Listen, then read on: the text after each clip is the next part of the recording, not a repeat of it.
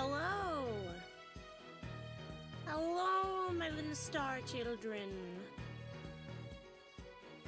Why is my PNG tuber not reacting to my voice? Hello? Oh. It's because the input source was wrong. There we go. Hello, hello, hello. Should be working now! Sorry, I'm just a really talented ventriloquist. I can talk with my mouth closed.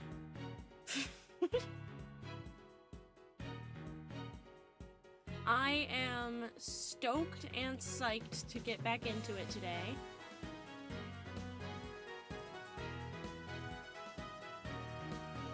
Stoiked. No, that's bad. I like that the, Amazing Ninetales is up on the roof here. I didn't notice that before. That's cool. All of the art for these games looks sick as fuck. Like this especially. Apollo art goes hard. Every time Apollo Justice is involved, shit just goes hard. For real. For sure.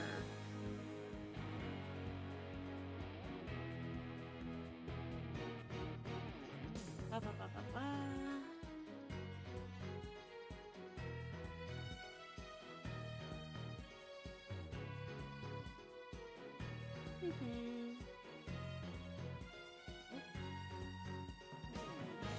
Whoops, that did not mean to do that. Okay, we're good, we're good, we're good.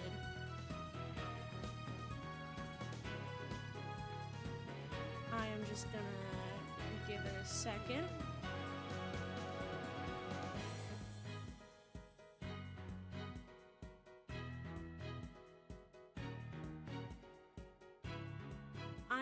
I downloaded DaVinci Resolve today, so that's exciting.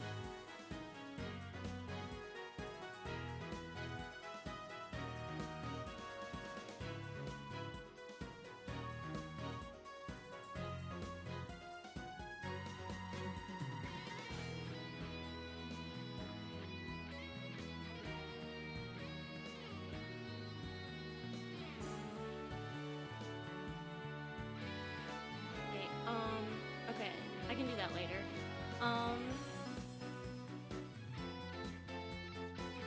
I'm so excited.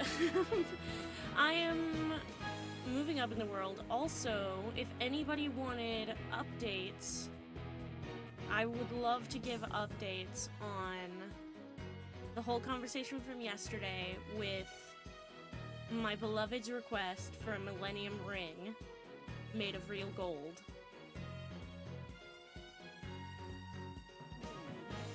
That's definitely gonna be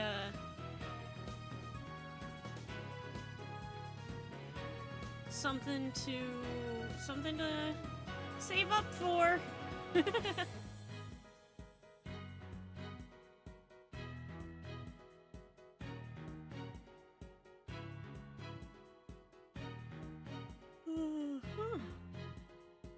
I'm not tired, you're tired. I've never been tired in my whole life. I said like a lying liar who lies.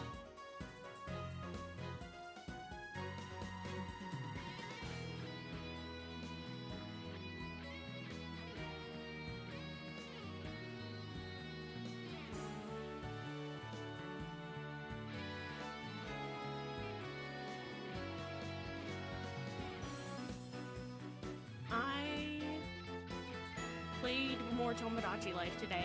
I added the Teen Titans to my Tomodachi Life. So far, Cyborg... Okay, so I got the Teen Titans into my game. Beast Boy immediately fell in love with Raven. Beast Boy immediately falls in love with Raven, which, real, canon, true, accurate, okay? I expected this. What I did not expect was for Cyborg to immediately fall in love with Beast Boy and want to be- I made them all, like, pan, because just real and true.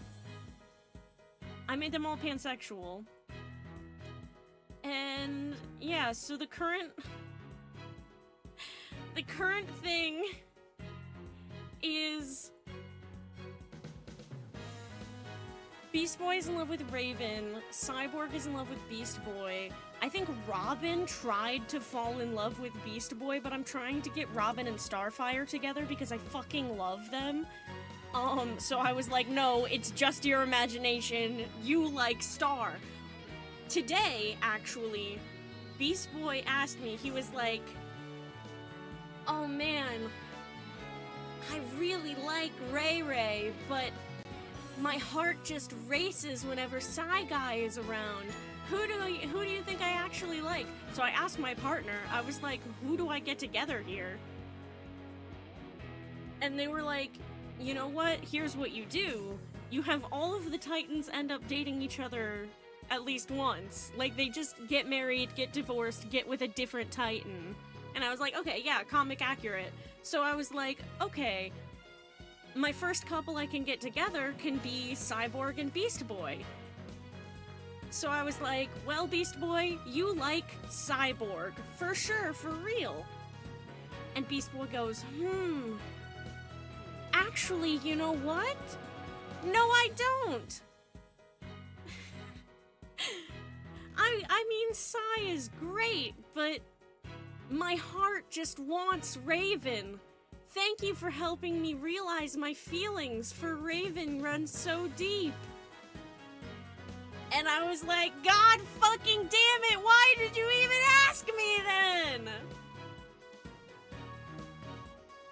But then I literally click on the next thought bubble from Beast Boy, and I sent it, I quoted it to my partner earlier. Let's see if I can find it.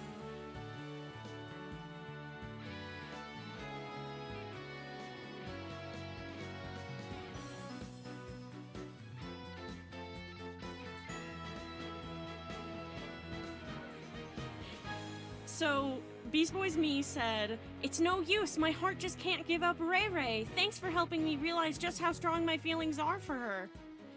And then I clicked on the next thought bubble, and Beast Boy said, I feel like I can do anything when I hang out with Psy. He's so smart and funny and just the cutest. So do you like him or do you not? Beast Boy, you are not beating the polyamorous allegations. It's crazy work out here.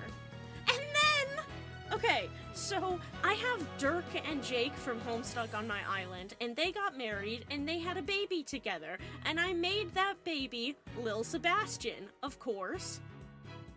Because why wouldn't I? That's their baby to me, okay? I mean, Lil Sebastian in the comic is more like Jake, or more like Dirk and Jane's baby, but, you know, anyway. So basically, I send Robin, Lil Sebastian bumps into Robin and immediately falls in love. And I'm like, Lil Sebastian, he's 16. You are 0 years old. You're 0. You're an itty-bitty little baby. I know that they're both, like, kids within the framework of the Tomodachi life, but, like, Lil Sebastian, you can't fall in love with Robin from Teen Titans. I won't allow it. I forbid it. So I was like, no, Lil Sebastian, it's just in your imagination. And Lil Sebastian was like, oh, okay. And I was like, thank God. Because I can't handle a love triangle between Beast Boy, Cyborg, and Raven, and then also have this random tiny child in love with Robin while I'm trying to get Robin together with Starfire. Like, it's crazy out here. And this isn't even, like, the craziest stuff that's happening in Tomodachi life. Like, I put in, the, like, question mark version of Mob from Mob Psycho, because I'm, like, obsessed with that character design. And I'm like, so I put him in, And his name is question mark, but it's pronounced Mob, obviously. And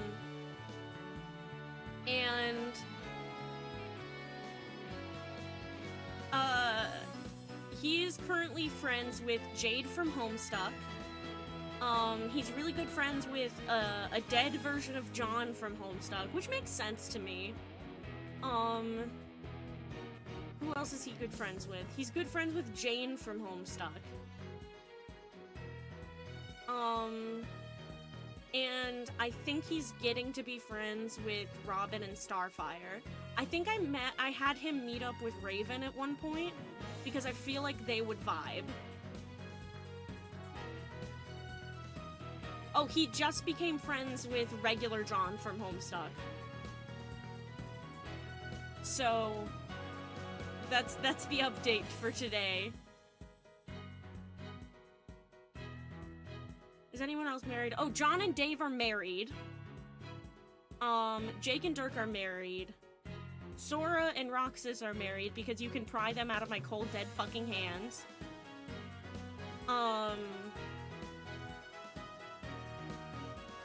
Yeah.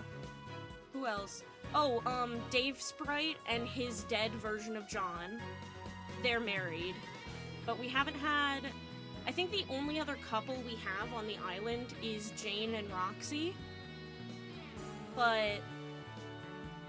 honestly, I just kind of let that couple happen. That one just kind of developed normally. And I just kind of let it happen. I wasn't actively pursuing that one, but I'm not, like, complaining about it. I don't mind it. I was gonna make Callie, actually, for Roxy. Because I love Callie Roxy. Love, love, love it. But Callie Jane Roxy, also cute.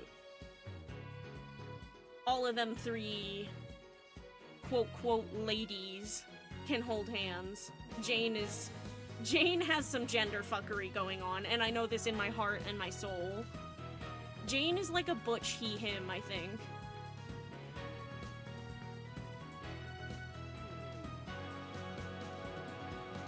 I've been reserving any Ace Attorney characters, though, for, like, when I start streaming Tomodachi Life, because I want to see the shenanigans happen in real time. I want to see if, like, fucking, I don't know, Phoenix ends up with a crush on, like, Von Karma or some shit. Wouldn't that be fucking insane? I wouldn't be able to handle it, actually. I'd have to delete the whole save file. It's cursed then. It's tainted. This guy's fucking face is so unsettling to me. It's less bad in 2D, actually. And I love Mr. Tenma in 2D. God. This game would be so much better in 2D, I'm not gonna lie to you guys.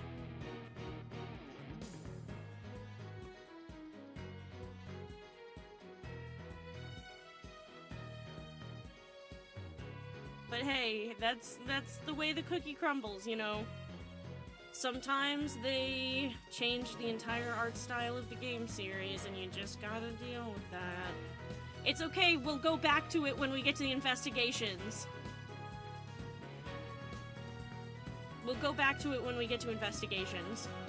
Because investigations is like a flashback. I think actually it came out before this in Japan. So we're gonna play Dual Destinies, then Spirit of Justice, then both investigations games, and then the Great Ace Attorney Chronicles. Because I don't think there's actually a way to play Phoenix Wright versus Professor Layton. So we're just gonna have to leave that one for if they ever do a remastered version, which I doubt. But then again, people thought that Investigations was never ever gonna get an HD remaster, so...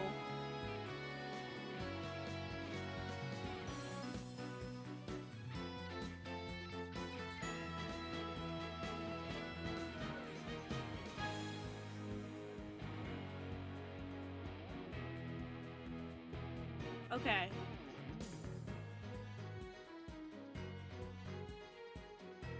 I've been stalling for like 15 minutes. Oh, my water bottle's fucking upside down. Hopefully it wasn't leaking.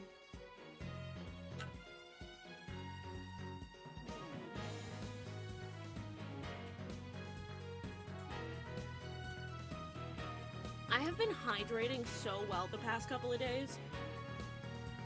And I've got a 2-fan setup now.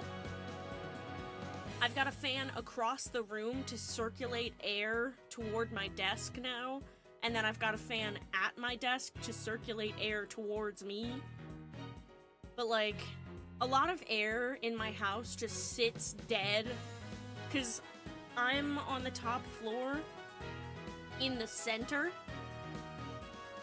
So all of the hot air in the house all coagulates into my room, and then I have a fucking loft bed, and the vent sits right next to my head on the loft bed, and the way my loft bed is set up, there is literally no other wall that I could set my loft bed against, and I can't put my pillow against the other end of the bed, because that's like the opening to get up onto the bed. And my desk is underneath the bed.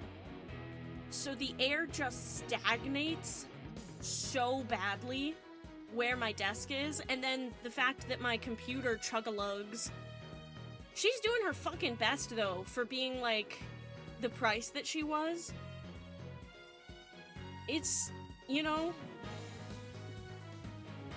I'm very proud of her. Her name is... What's her name again? Ruth Gator Bins.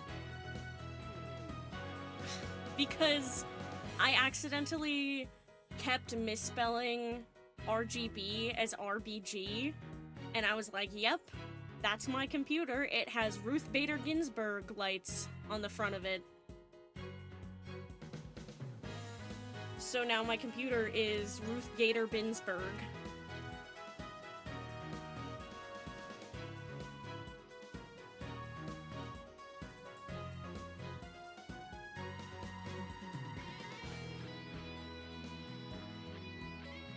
Okay. Okay. Let's hop into the game, shall we? Now that I have yapped for fucking 20 minutes. I just don't want anybody to miss anything! I don't want anything to get missed!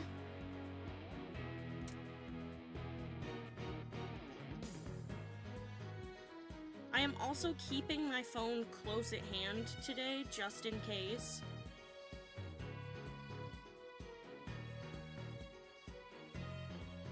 For multiple reasons. But, like, a big one is because I really want to have immediate updates when I get emails about the jewelry request that I sent to multiple jewelers last night at, like, fucking midnight. Like, hey, how expensive would this be? How crazy is this design and how expensive is it? How spency? How long I gotta keep saving up all my Twitch dollars? Okay, let's get into it. First trial day of this trial, yippee!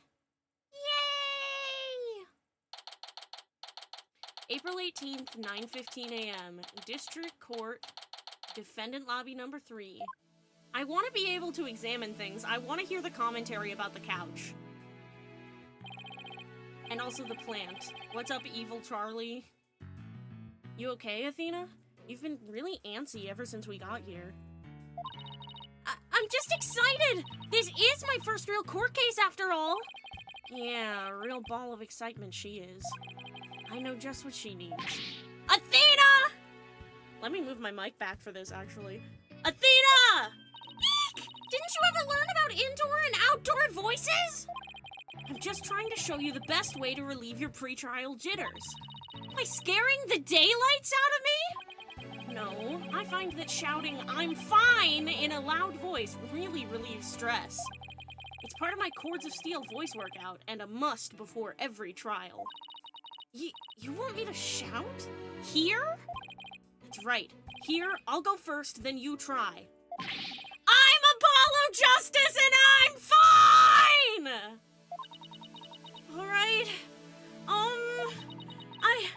I'm Athena Sykes! And I'm fine! I think that actually worked. I thought it might help. Always works for me. An old friend of mine from junior high and I say it all the time. I see. A proven remedy to calm the soul. I like it. Hey, how about we finish off with a race around the courthouse? The point is to relieve stress, not get totally exhausted. Ah! Hi, Phoenix. What's with all the racket, you two? Ah, Mr. Wright. Just a little voice workout. Hey, what's with the suit? Oh, this? I was thinking about getting my attorney's badge back, that's all. That's all? That's huge news! But why now? I have a feeling I'll be needed in the courtroom again sometime soon. You and your weird fucking premonitions, you're not even one of the magical bitches! Also, I kind of hate how his hair looks in this 3D rendering. Like, I don't know, something about how sharp it looks. I know it's supposed to be sharp and pointy and spiky, but like, I don't know, man. I don't know. I know exactly how I'm gonna make it in Tomodachi Life, though. I know exactly which like, hair pieces I'm gonna use. Also, what is this courtroom picture? Just empty, sort of like banquet tables outside of a castle? I want to be able to examine them. I want to see what Apollo says. But we can talk about that another time. No fair. Inquiring minds want to know. I want to know about the foreshadowing. Why are you foreshadowing? Wow. Ah! 3D Phoenix! Awful! I'm taking a screenshot. I have to show Romeo when he gets here. 3D Phoenix is so unsettling. What did they do to his eyes? Something is wrong with this picture.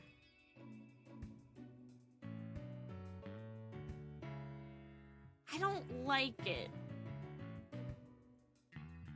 It's like this isn't even a 3D model! This is a 2D rendering with 3D style shading! I don't like it. I don't like it. Why did they make him look buffer? Where's my scrawny Nick? That suit makes him look like $1 million. By the way, have you heard about the prosecutor assigned to this case? Oh, why are you autoplaying? Yeah, he's serving time, but before that, he was a prosecutor. He also uses psychology? That's right. I've heard the rumors about how he was back before his conviction. Using the power of suggestion, he could make even the most stalwart defendants confess. Psychology in the courtroom. Been hearing a lot about that lately. So, he must be a pretty scary guy, considering he's a prison inmate and all. So they say. They also say he'll cut you down if you talk too much.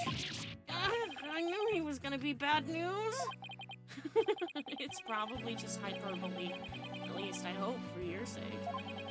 Wait, so is it true or not? Let's just say you should be concise and choose your words carefully. I don't like his eyebrows. What did they do with them? I'm sorry to be such a complainer, but like, something is wrong with his face. I hope it's better in Spirit of Justice. The suit looks fine. Mostly because it's a new suit, you know? Like, it's supposed to be in 3D. You know, that's what it feels like. But, like, this is the issue. He just doesn't look like Nick. If you'd like to keep that head of yours attached to the rest of your body, that is. Yikes! Better tone down my cords of steel, too. So, are you all ready? It might be a good idea to check the court record again before stepping into the ring. Right, Mr. Right. But I'm fine! I'll be watching from the gallery. Good luck. Thanks! Okay, let's do this! The odds of pulling this off are ridiculously low, but that's nothing new. Believe in our client, seek the truth, that's all we can do. Hang in there, Mayor Tenma. Here comes justice!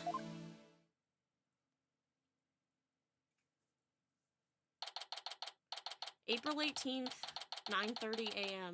District Court, courtroom number 4. I'm used to us starting at 10.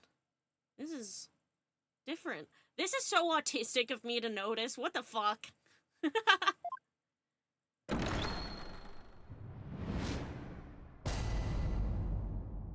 He's just dissociating into the floor. Court is now in session for the trial of Damien Tenba. Apollo Justice Defense Team Leader is ready, Your Honor! Might know that big booming voice anywhere, as chipper as ever, eh, Mr. Justice? But who is the young lady next to you? I'm Athena Sykes, Mr. Justice's junior partner and fresh out of law school. I just hit my head on that bar yesterday, but I only lost a couple of my memories, so I'm good to go. Well, now for the Veens too, eh? Excellent. Makes an old man feel young again. Now for the prosecution. It appears the prosecution is not ready yet. Never fear, for I shall explain. It's just a minor procedural complication, Your Honor. The prosecutor for this case is being escorted from prison as we speak. Prison? Oh, yes, of course. I almost forgot that he is currently serving time.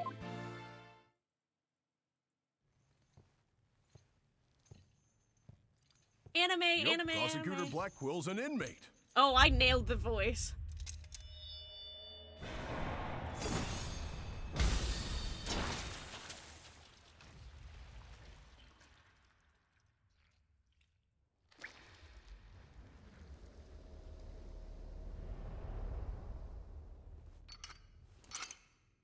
But even a convicted murderer still got a job to do and duties to perform. Oh, I love him. Cunt.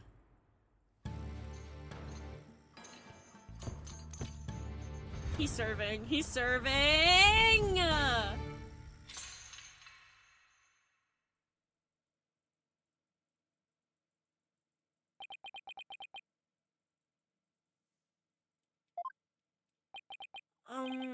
Who's that with his back to us over there?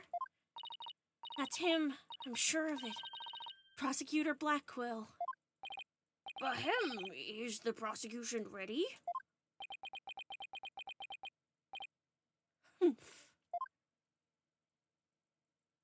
I love him! Enough jabbering. Get on with it already. Of course, forgive me. Why are all the people related to this case so scary? Very well, Prosecutor Blackwell, your opening statement, if you please. What's the matter? Must we continue to fritter away time like this? It is all right there in the indictment. An opening statement would be pointless. Pointless? Oh, well... Looks like the cat, or in this case, the prosecutor, has the judge's tongue. But we'll need an opening statement as an overview of the case at hand. Well then, your baldness, if it's so very important, why don't you do the honors? Oh, me? There's a term for people who whine and fuss about how they need silly, useless things. And then decide they no longer want them once it's theirs. Selfish old fool. Aww? Wait, was that the prosecution's opening statement? Oh, daughters such as you are such a plague upon the young. I pity your poor grandchildren. Or is it great-grandchildren? I kind of love him. He doesn't give a fuck. He's such a bratty little bitch. I adore already. All these years, I thought the opening statement was the prosecutor's job. But I suppose I could give it a try. Might be a nice change of pace. What? He actually fell for that? That must have been the power of suggestion Mr. Wright was talking about. The opening statement, huh? Let's see here. The victim was one Rex QB, alderman of Ninetailsvale, and the defendant, Damien Tenma, mayor of Tenmatown, is accused of his murder. And why, pray tell, was the mayor arrested? His prints were on the murder weapon. Plus, he had a motive, the elimination of the biggest roadblock to the municipal merger. The caretaker and the secretary, other potential suspects, both have alibis. And his daughter, who was also in the vicinity at the time of the incident, has no motive. So, in a nutshell, I'd have to say the charges against the defendant are incontrovertible. bravo, your baldness. Your years of experience shine bright like your head. Oh, flattery will get you everywhere. He's playing Simon Says with the judge. Moving right along now, let's hear from our first witness for today, Detective Fulbright. Witness, please state your name and occupation. I am the detective assigned to this case, Bobby Fulbright. Oh, and I'll also be keeping tabs on old Black Quill here. I also heard you would provide protection if it ever came to that. It would seem that I have been sorely underestimated. Wait, who's protecting who from what? Still, I truly believe anyone can turn their life around, even old Black Quill here. Wah! Fool, Bright. Save your platitudes for funerals. Get on with your statement. Ha ha ha! That's the spirit. Justice must be swift and true. I see it in your eyes.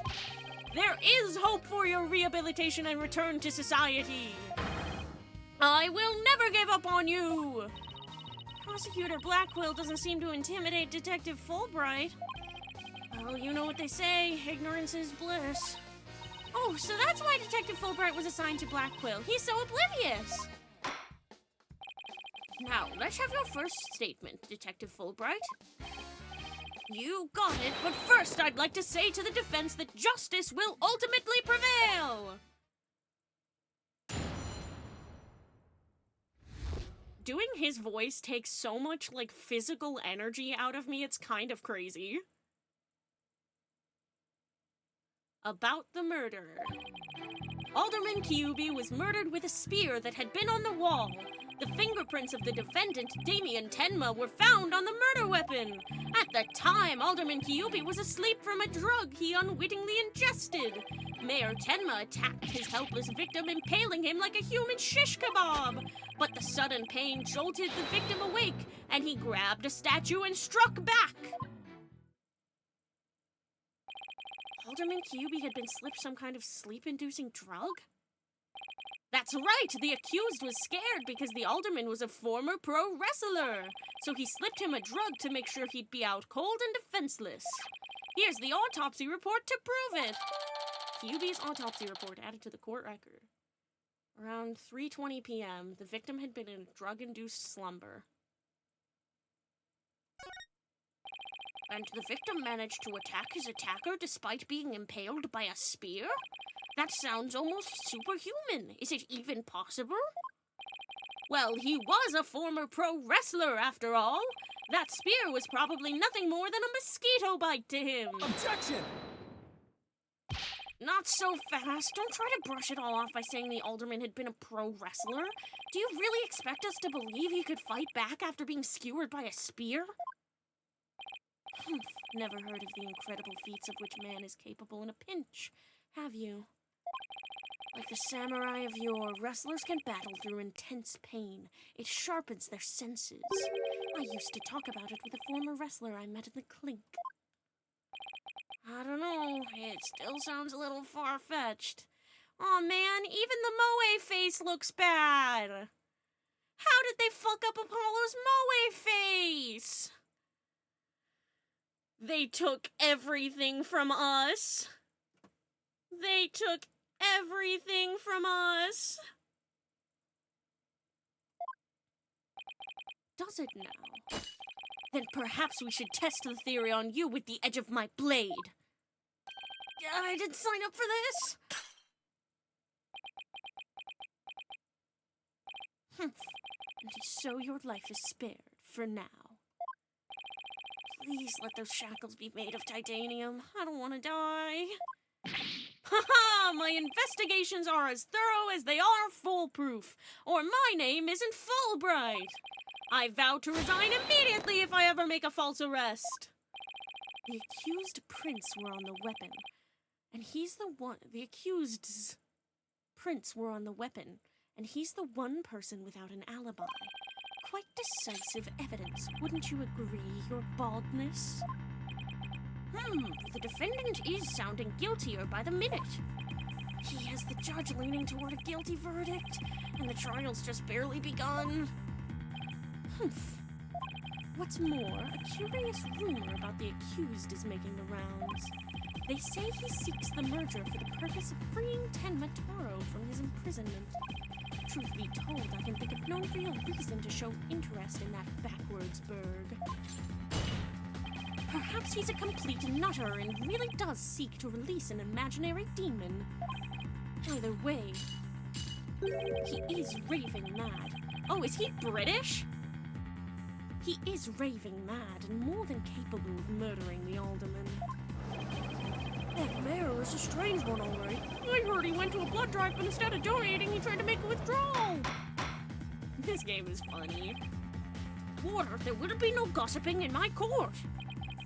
Your baldness, please take a gander at those charms plastered across his cranium. I hear they're meant to keep him safe from possession by the demon Tenma Taro. Then again, perhaps he's already under the demon's spell.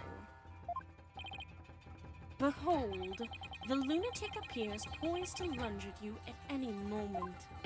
Eep! Hold it! The rumors and quirks of Mayor Tenma have no relevance to this case. Besides, those charms on his head, they're just a fashion statement, I think.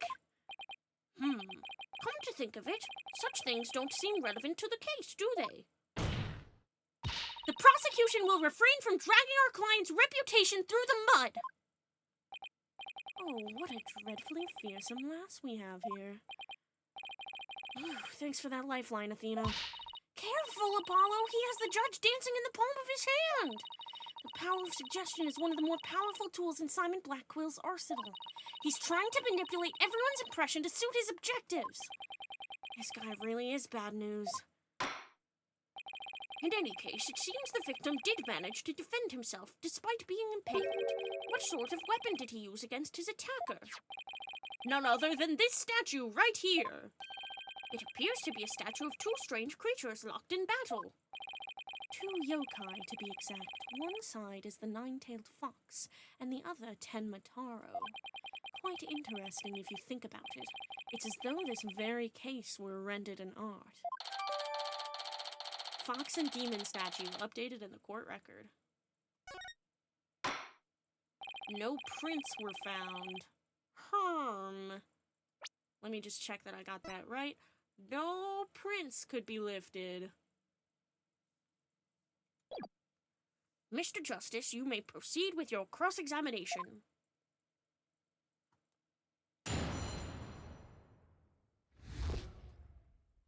Okay. Alderman Cubey was murdered with a spear that had been on the wall. The fingerprints of the defendant, Damien Tenma, were found on the murder weapon. Hold it! It doesn't make sense if you think about it. Prints could be easily wiped off. You do have a point there. I'd venture to say he did not wipe off the prints because he could not. What do you mean? Think. Looks like he wants you to figure it out. Don't just stand there, show him who's boss. I'm totally lost, so why don't you just tell me the answer already? I don't think he saw that plea for help.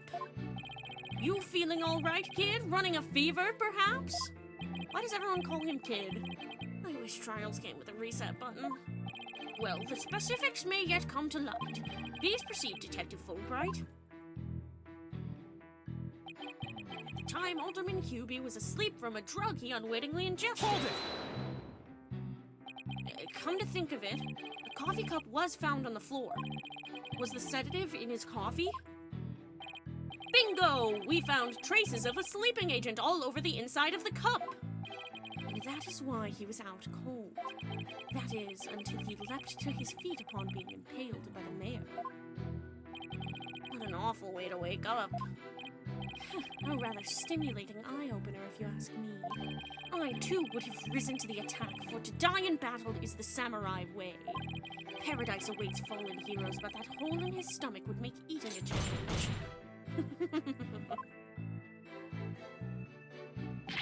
Prosecutor Black Quill, please! Those morbid jokes of yours have no place in this court! Says the jester in detective's guise. Moving right along. Mayor Tenma attacked his helpless victim, impaling him like a human shish kebab. Hold it! So the alderman was drugged because he was really strong?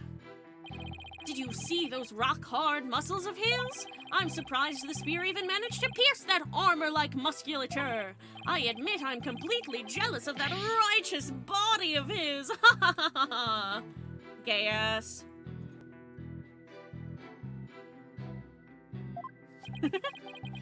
Well, he did look pretty buff, even in that suit he had on. Quite a difference when compared with a yellow belly like you. Yellow belly? Who even says that anymore? I feel like that has to be another microaggression against Apollo. Yeah, and the color's all wrong, too. Oh, I know! How about a squishy red tomato? Athena, not better.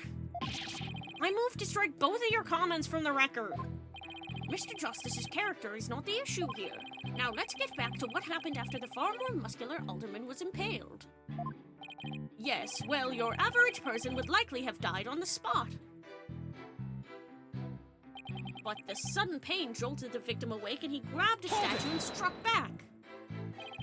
Could he really have attacked his attacker after being impaled with that huge spear? Absolutely, after all, he was once a pro wrestler. The injustice of being drugged, then speared, was answered with a righteous counterattack. But does being a former pro wrestler make him superhuman? Absolutely, after all, he was one of the good guys, like a superhero on the side of justice. Even though he was retired, he could still don his superhero guise in times of need. Objection! You need to lay off the comic books, Detective. We're talking about real life here. Setting aside the half-wit's flights of fancy, the fact is this. The court-ordered post-mortem included the victim... Fucking hell. Justice. Tell the puppeteer controlling us to voice me better. Okay, I'll try my best. Could you do better, please? Fuck, man, I'm trying my best here. I stayed up late last night looking for stuff about the jewelry from, you know, remember the thing from yesterday when you stared off into space for like 30 minutes while me and my beloved were talking about their, you know, yeah, I'm familiar, just like, I don't want this guy to kill me. Yeah, okay, that's fair. Okay. I'll try to do better. The court-ordered post-mortem concluded... Motherfucker! The court-ordered post-mortem concluded the victim moved after his skewering. So he found the strength somehow to attack his attacker, huh? Detective Fulbright's testimony sounds airtight. No wonder he's so confident. No, he only thinks it's airtight. It's up to us to poke some holes in it. That part about the alderman fighting back sounds like a big hole waiting to be poked. Okay.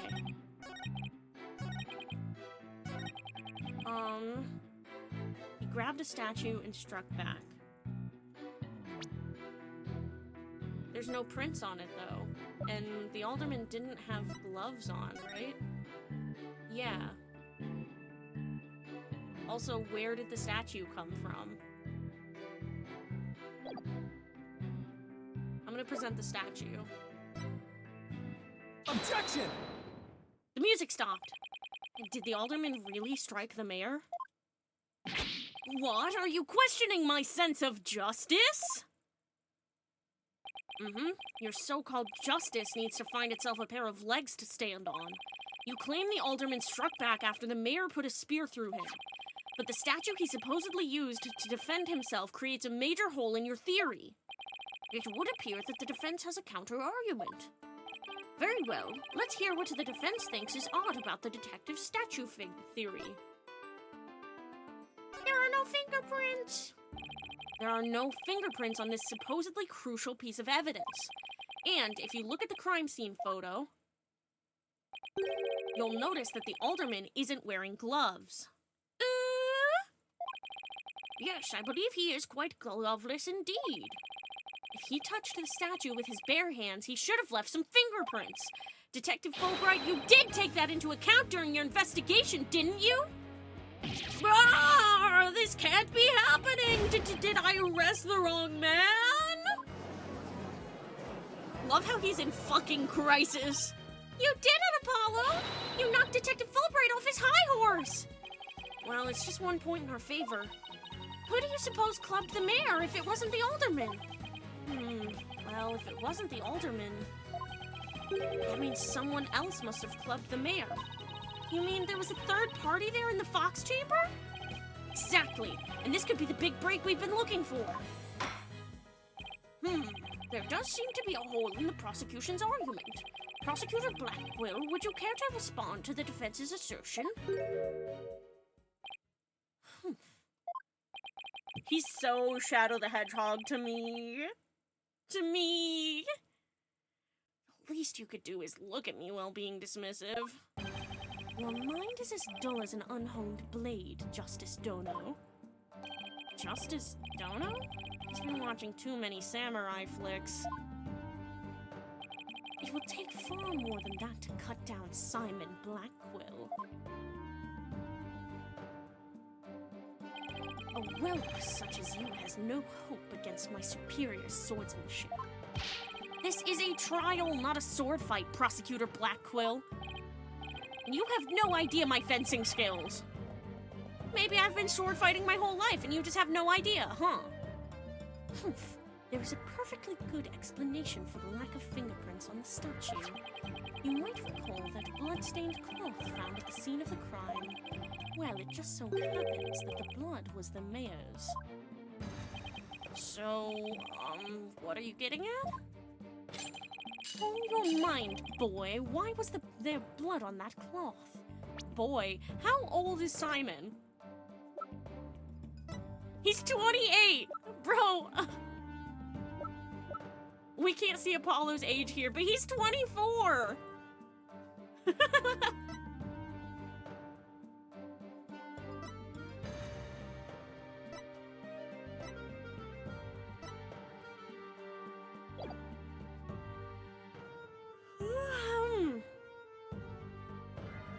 I just shook my head while I yawned like a dog.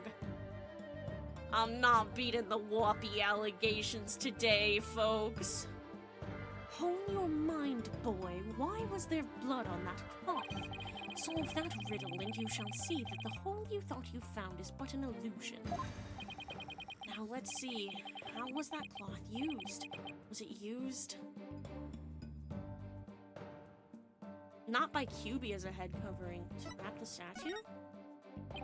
Maybe the alderman wrapped the statue in the cloth. In short, he wasn't touching the statue directly when he used it to strike back at the mayor. Ah! Precisely. Bully for you, boy.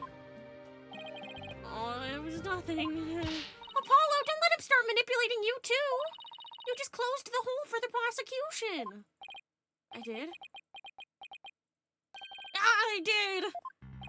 Right, That a statue wrapped in cloth would leave no fingerprints is as plain as day. But this also proves there are no holes in our theory of the alderman striking back. Oops. Fox and Demon statue updated in report record. 2 pages. Now do you see how dull your mind is? I'll make sure to sharpen it next time. A particularly frightening inmate once told me that he always tenderly honed his blades before he went to work, like the samurai of yore. Samurai sounds more like a homicidal maniac to me. Actually, he was working in the prison kitchen at the time. Wait, so the inmate was a murdering samurai prison chef? Apollo. It would seem that the victim and his killer were the only ones there after all. I was kinda attached to that hole. Now what? Screenshotting that. You can't escape me, Apollo Justice. I know how much you like hole. Crazy thing for you to hear just as you're joining. Hi, my love. If you would like to join voice call at any point, you are welcome. Just let me know. But if you just want to chill and chat, that's cool too. I love you. I was giving a small update on my Tomodachi Life Island earlier, and also a small update on the quest for a solid gold Millennium Ring. Shit's expensive. I didn't say how expensive, because I'm not gonna say that, but shit's expensive. Okay. Back to Apollo being kinda attached to Hole. Apollo, I just thought of something. If they didn't find anyone's fingerprints on the statue, who's to say someone other than the alderman didn't hit the mayor with it? Why didn't I think of that? Anybody could have not left prints on it. Humph. Then who, pray tell, struck the mayor with the statue? Everyone should donate bits so we can afford my wedding ring. Agreed! Agreed! Maybe I should add text that says, like, streamathon to buy my partner a wedding ring. Please illuminate us with your wisdom, young lady. He's 10 years older than her. There's only one answer. The real killer! Prove the existence of this real killer, then. What evidence have you? Oh, I'll give you evidence, all right. Athena, are you sure about this? To borrow your words, Apollo, I'm fine! Take a look at this. Black feathers and tracks, allegedly from a yokai, were found at the scene. I believe they're from the third party who struck the mayor with that statue. Is the defense actually suggesting some sort of monster killed that alderman? That's exactly what I'm suggesting! Objection! No, Athena, you just lost what little credibility we had left. Ah! Sorry. Guess I got carried away. Mr. Justice, we've no time to deal with objections between members of the defense. Sorry, Your Honor. It's just this kid's still, well, a kid. Ouch, you meanie! I'm reporting this to Mr. Wright! So, is this court to believe the feathers and tracks are from a yokai, as you put it? No, Your Honor. I believe they are a fabrication. The real killer wants us to believe some sort of monster murdered the alderman. Interesting. And why do you suppose the killer would do that? Why indeed? Mr. Justice, you seem as new to this as your partner is. Ouch. I'm not reporting to Mr. Wright. Hair, horrid fool, Wright. Explain to his baldness what these brats are missing. You know, the who and why behind those feathers and tracks. What? You mean you can explain all that? Ha! Our investigative prowess is without equal! I'm starting to think I chose the wrong profession. Very well, let's hear about these so-called yokai feathers and tracks.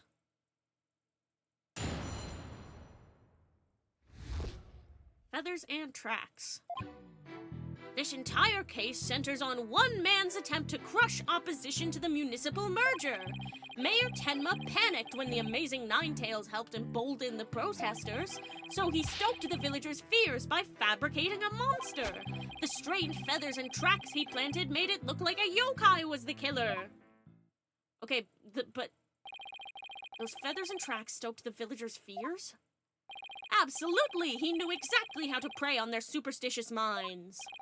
Those feathers only gave weight to the idea that the alderman was slain by a demon. The accursed demon Tenmataro, that is. Tenma who? Tenmataro, the legendary demon locked away in the village's forbidden chamber. From a young age, the villagers are taught to fear the great black-feathered demon, and thus were they blinded to other more plausible explanations. Hold it! Hold on for a second. Before we start letting our imaginations run wild, isn't there someone else that could be considered a suspect? Mr. Justice, please explain yourself. On the day of the incident, there was a special event held at Kyubi Manor. And as part of this event, there was someone dressed in the likeness of Tenmataro. Obviously, this person is a much more likely suspect than any legendary demon. Objection! Objection. Dullard, you are playing right into the killer's mind games. What? Listen here. The feathers and tracks were merely red herrings. The villagers believed the murder to be the work of the real Tenmataro. However, the police believe that the person in the Tenmataro suit is the killer. Ugh! The defendant sought to sow this confusion in order to deflect blame away from himself. I love Black Quill, my weeb, hashtag my weeb. For real! He's so Shadow the Hedgehog to me. Bobby Fulbright's like, do you love me? Breathe if yes. Recite the Bible in Japanese if no. And then Black Quill actually starts fucking reciting the Bible in Japanese.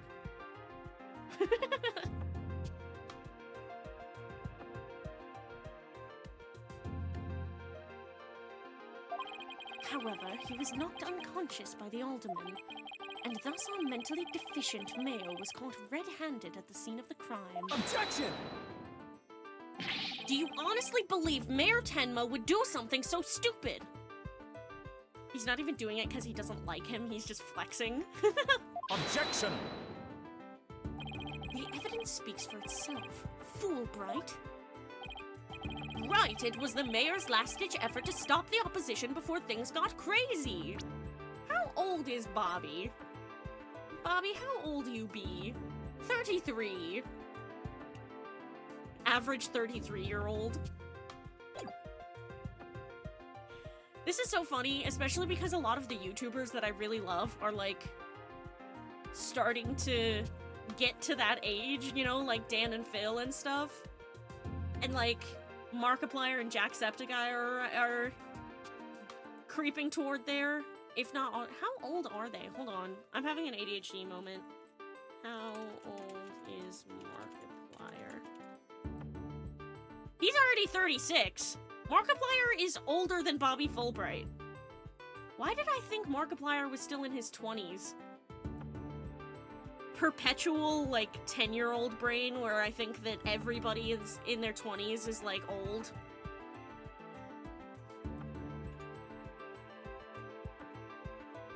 Jacksepticeye is also 36. Oh, they're the same age. Wait, what's February 7th versus June 28th? Oh, I already knew Mark's birthday. I know this for Iron Lung reasons. Hashtag my movie. So real, so true, that is your movie, you own it.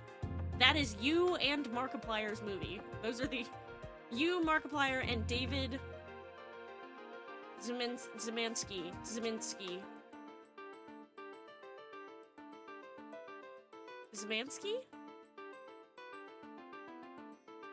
I don't remember how to pronounce it. Wait, how old are Dan and Phil?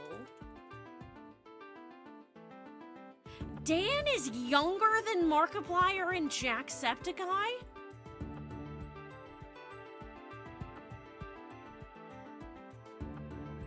That's crazy to me.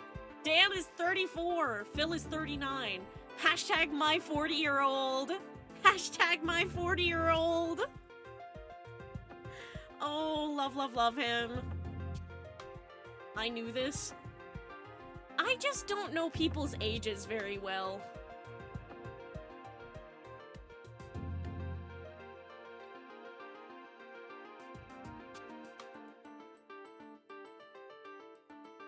Why is my Twitch being weird?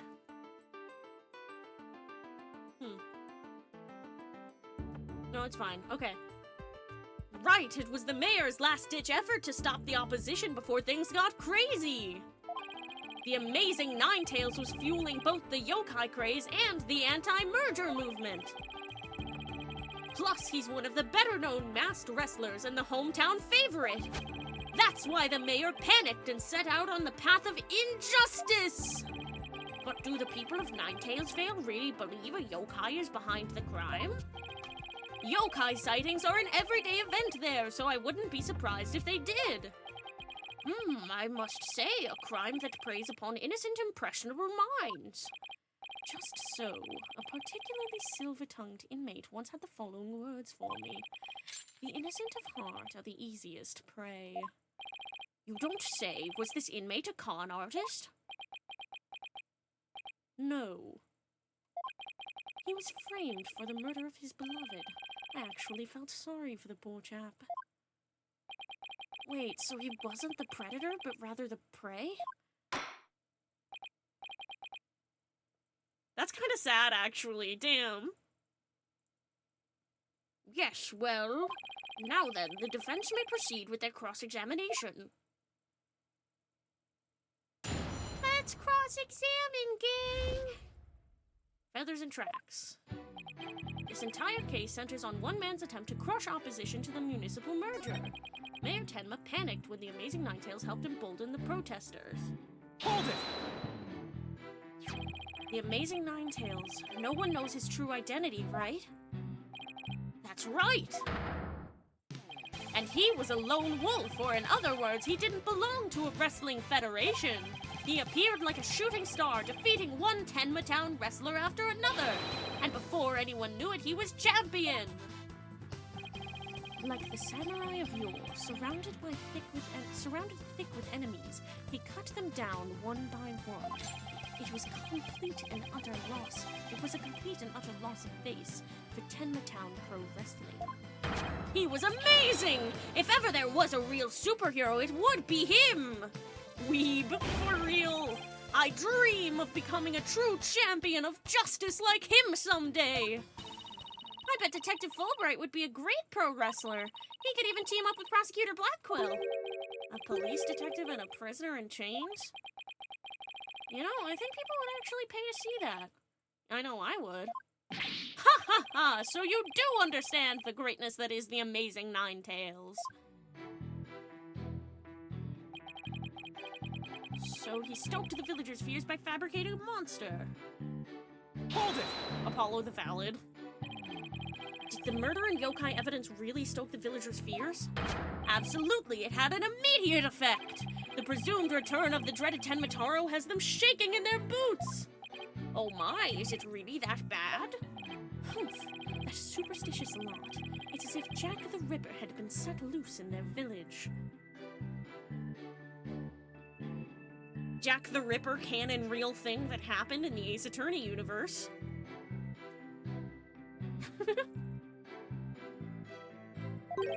The mere thought of that demon lurking about is enough to spark a mass exodus. I see, that's a very persuasive argument. The mere thought of His Honor buying into Simon the Psycho Slasher's words makes me want to spark my own exodus out of the courtroom right about now. It's in the Great Ace Attorney, apparently, Jack the Ripper. I fucking knew it was gonna be. I fucking knew it. This is like all I know about that game. I'm really excited for that game, actually. I'm like really looking forward to playing it. There's some pink girl. Hell yeah, brother. So you see, there could be only one reason why anyone would plant those feathers and tracks. The strange feathers and tracks he planted make it look like a yokai was the killer. Hold it! But it doesn't add up. If what you say is true, why top it off with murder? What do you mean? You claim that our client planted the yokai evidence to stoke the villagers' fears. If so, then why not stop there? Why murder Alderman Kyubi? Excellent point. It is, isn't it? So Your Honor agrees there was no reason for the murder, correct? Objection! Objection. Perhaps the killing was on the spur of the moment. You're saying it wasn't premeditated? From the outset, I had no intention of paying heed to any of your babble. However, the fact is, the mayor made a startling discovery. A startling discovery? Why don't I like the sound of that? Alderman Kyubi's secret identity. Apollo! I think Prosecutor Blackquill has figured out the Alderman's secret identity. But even if he has, why would it be a motive for the mayor to commit murder? This is no good. This is not good. This patch of fur was discovered at this crime scene. It's from the mask worn by the amazing Ninetales. Therefore, we can conclude that this mask was at the crime scene. Oh, my, but why would it have been there? The victim was a former pro wrestler and a member of the anti-merger movement. Think, need I say more? Well, could it really be? Your baldness has had an epiphany, I see. Our victim, Rex Kyubi, was the amazing Ninetales, and the mayor's discovery of this fact was his motive for murder. No! Look at Apollo's red little face. Oh my god, wait, that's so cute. Order! What a shocking development, a motive clearer than crystal clear. What do we do now, Apollo? I didn't think they'd tie the Alderman's secret identity to the mayor's motive for murder. At last, we've reached my real point. Why did the Alderman have to forge a secret identity? Does it not pique your interest, your baldness? I admit it does. It is odd that he had to create this other persona, just to secretly participate in the anti-merger movement. Very astute of you, your baldness. Right, now take a look at this! If you value your dearest's life, you will merge Ninetales Vale with Tenma. This blackmail letter was found in Alderman Kyubi's pocket. What? At present, the Alderman's wife is in the hospital, and that letter is clear evidence the mayor was blackmailing him by threatening her life. Wait, didn't the blackmail letter sent to Mayor Tenma go missing? Right after the Alderman's murder?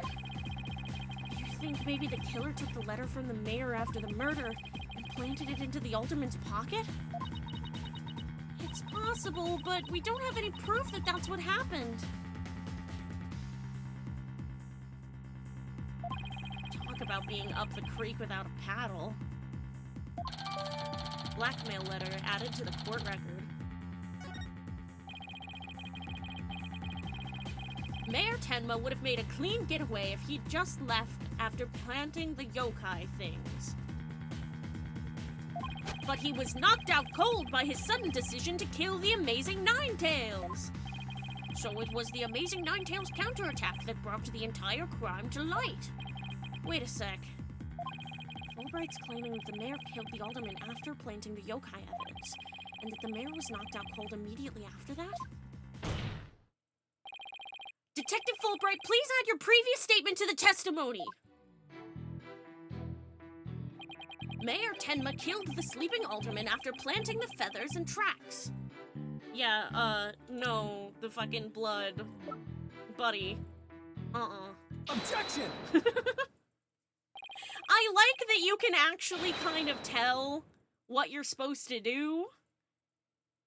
At least kind of, so far. It's like, it's not that hard to figure out what the game wants you to do or present. I don't know if that's gonna keep being the case or not, but I like that it's the case right now. Detective Fulbright, your sense of justice is anything but fair! What's this? You dare question my justice again? Yes, and I'm going to prove it to you. Take a look at this photo. Take a look at my hair! I use my hair to express myself! This is the crime scene photo, and just what does this prove? It proves when the feathers and tracks were planted. But I already told you they were planted before the murder! The defendant planted the yokai evidence, then was knocked out while killing his victim. But that would be impossible. If you look right here, it's clear when the feathers and tracks were left at the scene.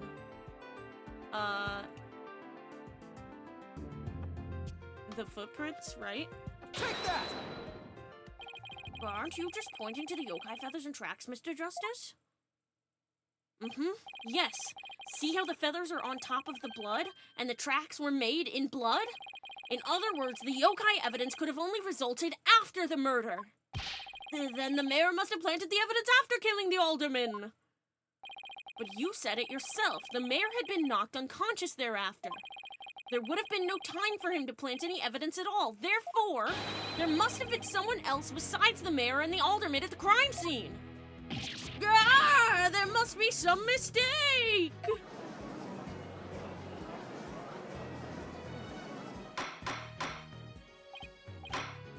Love this music. It's so good.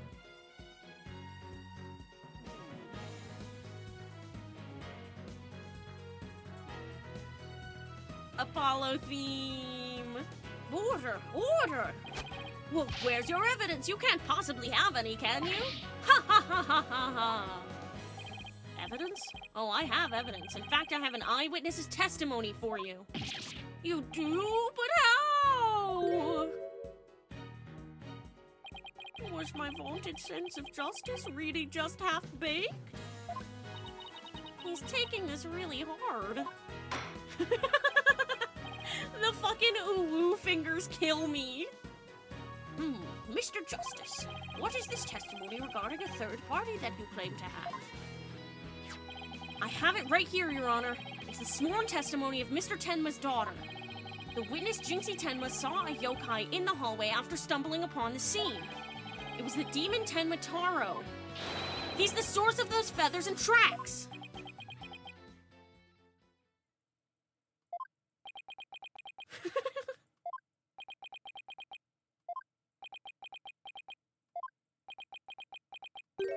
Will somebody please say something?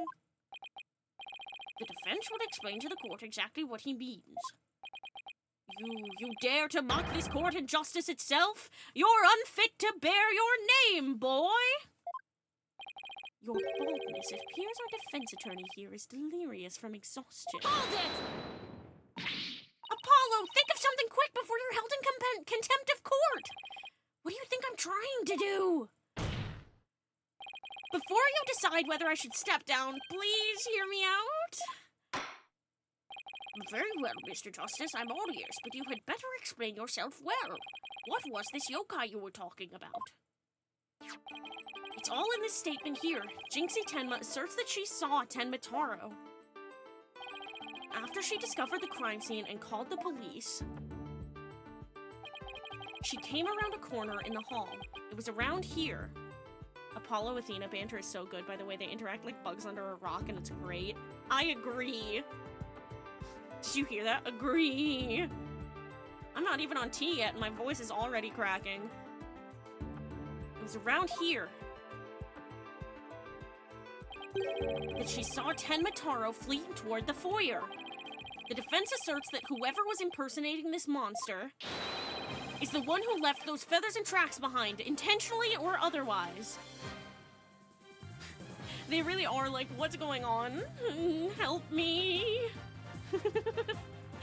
And they actually, like, help each other. I love it. They really do have more of a coworker dynamic than, like, it feels more coworker than lawyer and weird little girl that he keeps around. Or that he can't get rid of. What? How incredibly unjust! Why haven't I heard about this before? The defense just proved it was someone else. So the mayor isn't the killer? Why was it all a setup? The prosecutor is a convicted felon after all. Apollo, the momentum has shifted in our favor! Good. Now let's keep it that way. Romeo! Romeo, you're here! You have missed almost nothing except for Prosecutor Blackquill's introduction. Yeah, Athena is not a weird girl role-wise. What has happened so far is we're just proving that there was a third party in the room when the alderman was murdered. Also, Apollo likes hole. He got really attached to a hole. They really are coworkers, and it really is great. Also, Simon Blackquill is a weeb. He's just a straight-up weeb. Isn't he canonically white? Geez, I wonder who the third party was. Yeah, that's the one thing I don't necessarily like about them showing who the killer is. It's us knowing who the killer is. I'm like, I want to figure it out. This is why I love Apollo Justice Ace Attorney. Canonically British weeb. Is he fully just white? Like, fully white British weeb? Can a white guy speak a little Japanese? Objection! Objection!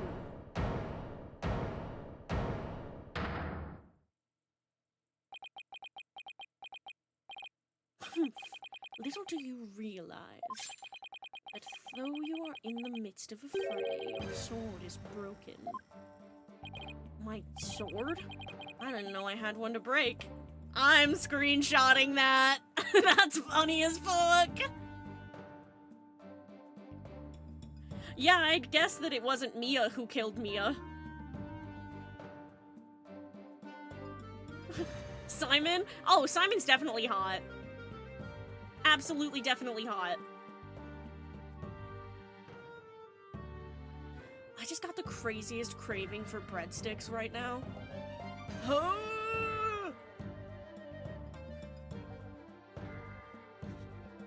My sword? I didn't know I had one to break. He's so comically edgy. Oh yeah, he's like full Shadow the Hedgehog. Like...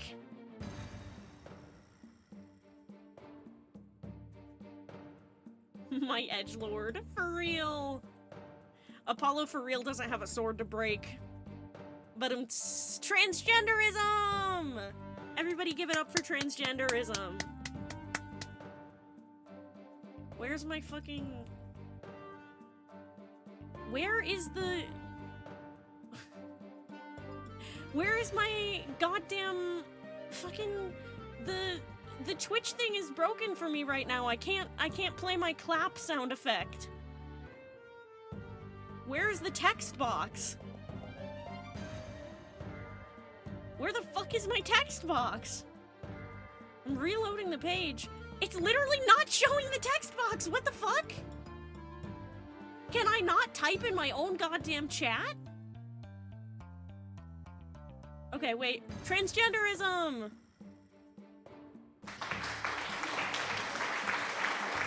Thank you, my love. Thank you, beloved. I was just about to get it, don't worry.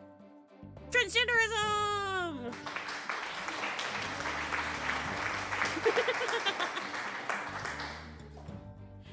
Also, I thought there was something wrong with my audio, but it's just strangely comically low when it's on Twitch.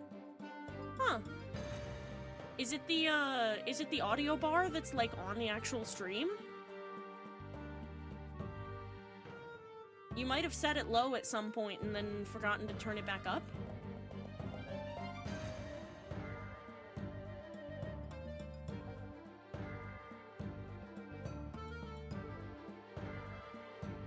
Both it and my actual volume. Huh. Are you implying there's a problem with my claim? Consider this. If that yokai impersonator had fled toward the foyer, that fool and that fop would have seen him. Bro, they love saying fop instead of a slur. They love using fop as a slur, and TBH, I will too. I will now adopt it into my vocabulary. He can't say that word. Who says?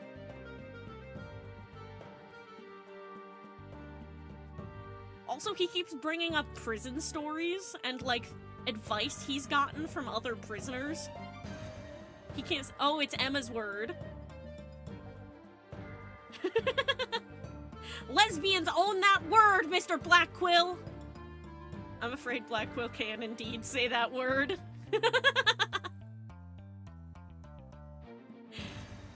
Blackquill can reclaim. That fool and that fop would have seen him. Fool and fop? Oh, you mean Filch and LaBelle. Now that you mention it... Both Phineas Filch and Florent LaBelle were in the foyer at that time, but they haven't stated that they saw a yokai, have they? Did you ever consider that yokai was but a figment of a scared little girl's imagination? Why didn't those two see the Temitaro impersonator pass by? Lesbians own that word. She'll transition. Gasp! Trans woman Blackquill. Athena taking her on shopping trips. Trucy and Athena taking her on shopping trips. My love, your mind. Your mind. She is a long-haired weeb. An edgy, long-haired weeb. I fear it's only a matter of time. It's not an uncommon headcanon? Really? Yay! Yippee! I'm gonna make her a girl when I put her in Tomodachi Life.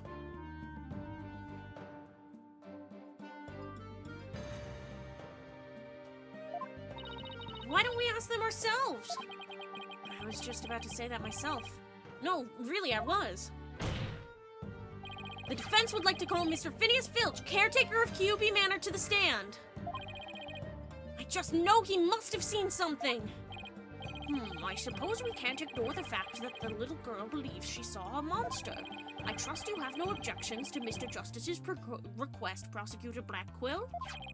I understand that Mr. Filch is enjoying a nap out in the lobby. I knew that Tanuki was a rare find, but when we captured him, I didn't think he'd end up a witness. Do with him as you will. Did he just say captured? No, wait, I don't want to know. Apollo's like, I am king of minding my business. Very well then. Bailiff, please go wake Mr. Filch and escort him to the witness stand.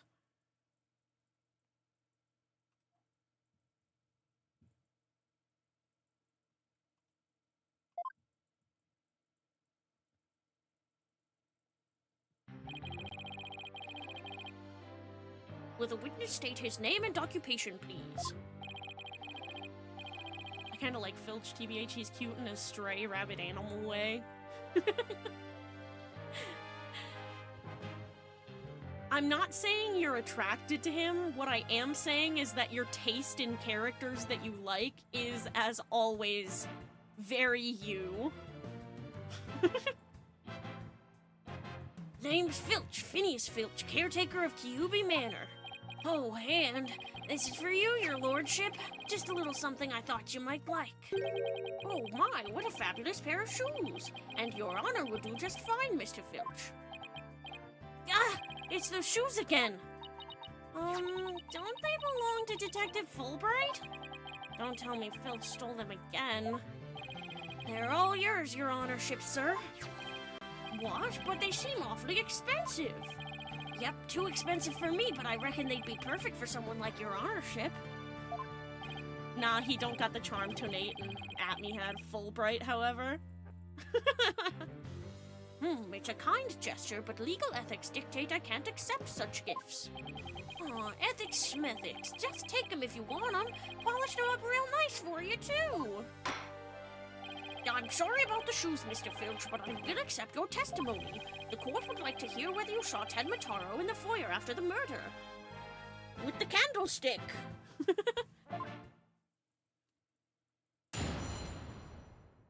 I do like the little character animations that the 3D models have. I like Filch's little shifty looking around face. I like that it has more to it than they were capable of doing with the 2D models. At the time of the murder, I was on guard duty in the foyer, just like Mr. QB asked. I was making sure no one, fair, foul, fishy, or otherwise, could get to our guest. I was still in my office keeping a good watch when the murder happened after 3 p.m. But I didn't see nothing out of the ordinary, no siree! That yokai you keep jabbering on about was but a phantom of a little girl's dreams. So, you're telling this court you never saw anyone dressed up like Ten Mataro? Yep, was guarding the whole time. That's the truth, the holy truth, nothing but and nutter but the truth. And Ten Mataro, bah, you don't really believe in all that yokai mumbo-jumbo, do ya? I certainly don't. My bracelet. It's... Something the matter, Apollo? My bracelet keeps squeezing my arm. Really? So, you think Mr. Tanuki, Filch has been lying to us? Mumbo Jumbo? Whoa! Hit YouTuber Mumbo Jumbo? Hit Minecraft icon Mumbo Jumbo? In my Ace Attorney? Was he already making YouTube videos by this point in 2013?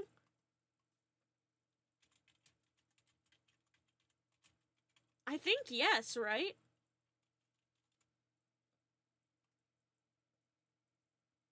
He was! Black Quill is a Redstone person, I know it. Yeah, Mumbo Jumbo created his YouTube channel on March 30th, 2012. Black Quill is a Redstone person. We need to go through and, like, as we're playing, we need to assign Minecraft playstyles to each of the characters. Athena likes animals, I think, but she likes... I think... This may be me projecting.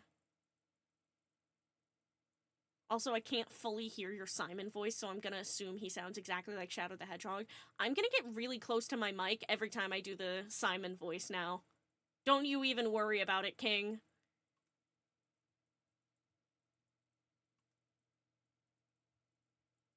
British Shadow. Athena, this may be me projecting, but I think Athena likes to... Athena doesn't have the attention span to stay on one project. So, like, also check your audio output. My audio output is fine, I think. I've been watching the level the whole time. It's at the same... Oh, you're talking to Romeo.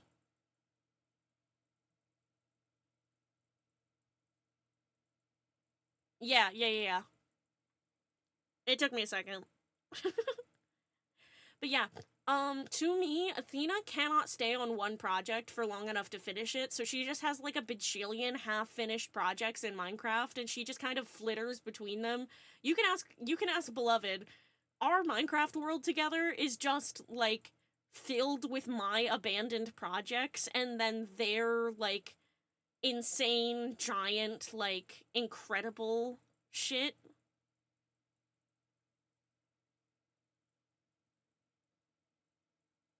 Like, they're like, yeah, I got full netherite.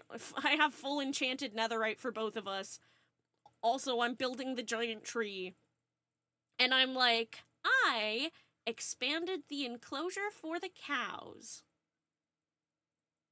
My mega build that I work on like a dog every 4 months.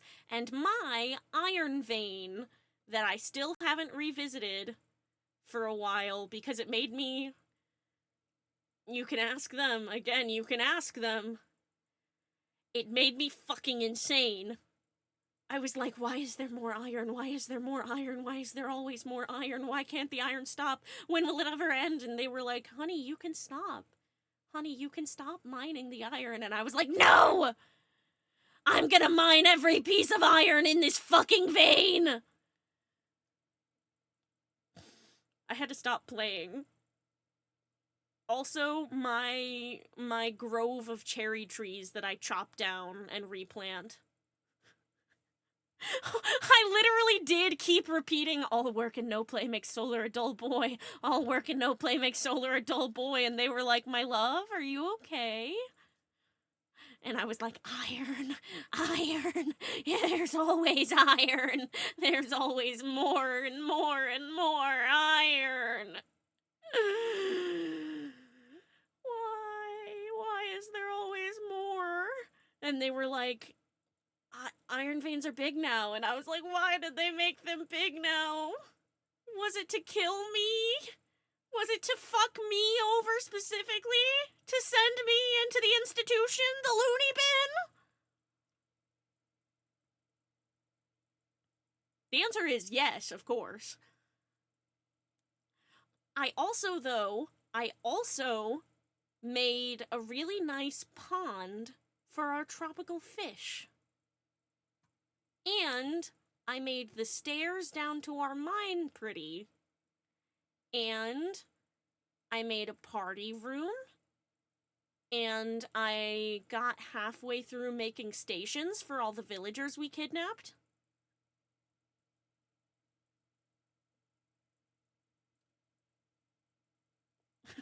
You were like, no, by all means, keep going. I can't place blocks, but, you know, I can't place blocks and you're not even having fun, but by all means.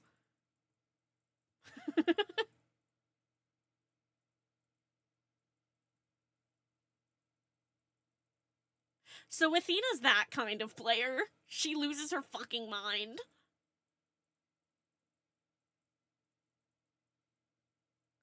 Apollo is the guy who is doing the tedious things because it calms him.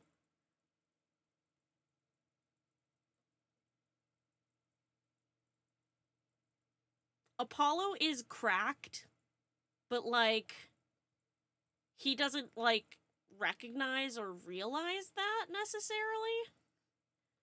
He's just like, no, I'm normal. I'm a normal Minecraft player. Meanwhile, he's, like, fucking, I don't know, doing insane shit. What's some insane shit that you do, beloved, again? Apollo has done everything, but what he does for fun is something, like, weird. Yeah, exactly.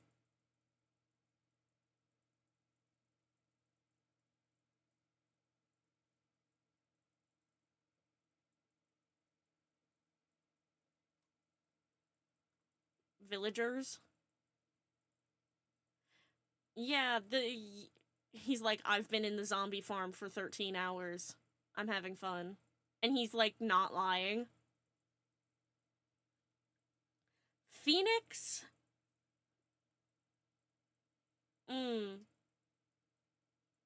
He's Technoblade, I haven't logged off. Yeah, exactly. Edgeworth? Edgeworth is like... What is Edgeworth doing in Minecraft? Edgeworth is playing in peaceful mode.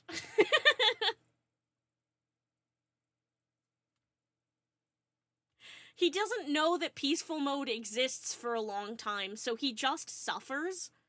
Edgeworth is getting blown up by creepers. Exactly.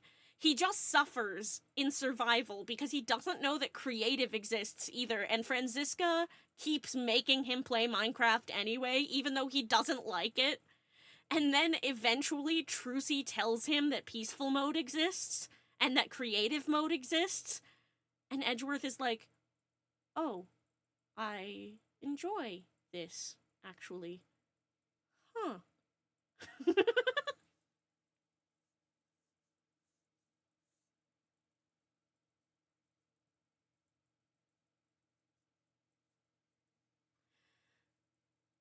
Trucy is playing, like, multiplayer games on Hypixel and shit.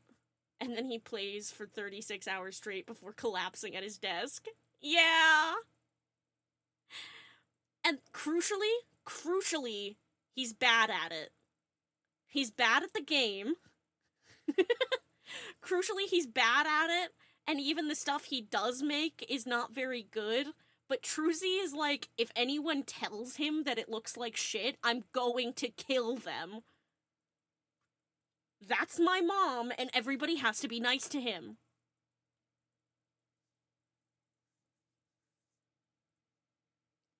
So, like, he builds a house and stuff. He's meticulously building a huge mansion that looks like dog shit. Exactly, you see my vision.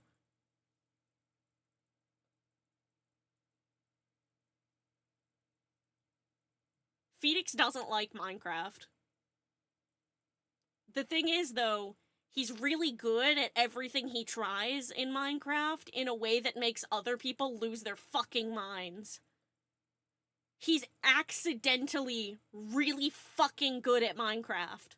But he doesn't like... He's like, I don't like it that much.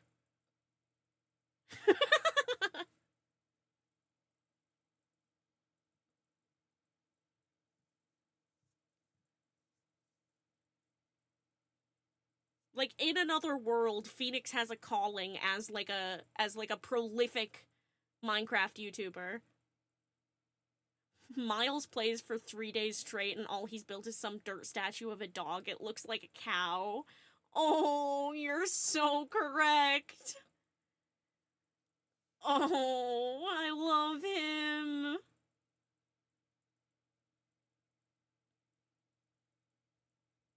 Trucy is doing, like, adventure RPs.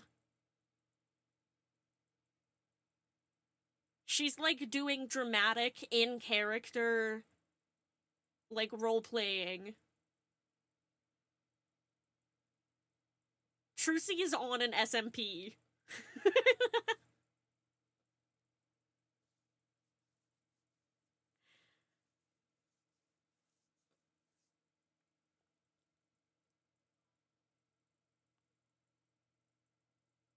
Oh, okay.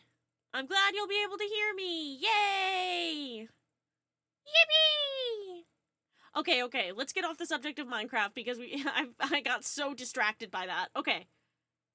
So, do you think Mr. Filch has been lying to us? I wouldn't rule it out. Now, if I could just zero in on a tell, some sort of nervous habit. Yeah, gosh, I can't see anything that is, like, moving or looks like he's nervous. Phoenix does the hardest parkour you've ever seen, but while he does other things, it's not even, like, something he pays attention to. Yeah. He's, like, speedrunning parkour maps, and Trucy's like, you know what it's like? Phoenix is like that one person's mom who was the best Tetris player in the world and didn't even know it. Do you know what I mean?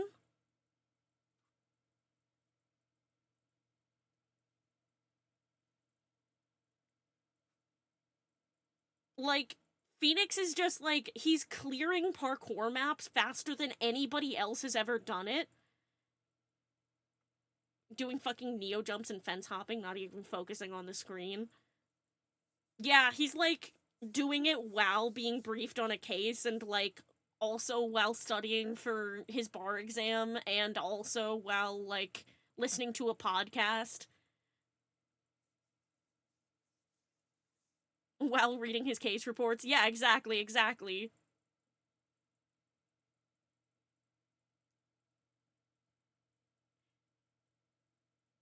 Now if I could just zero in on a tell. Some sort of nervous habit. Screech! What in the... What's a hawk doing in here? He has a fucking hawk! Allow me to introduce my trusty cohort, Taka. He seems to have taken quite a liking to the courthouse, made it his new home, in fact. He doesn't live with you, you know, in jail? Who's ever heard of a courthouse bird? Taka simply loathes trickery and fraud, and that queer power.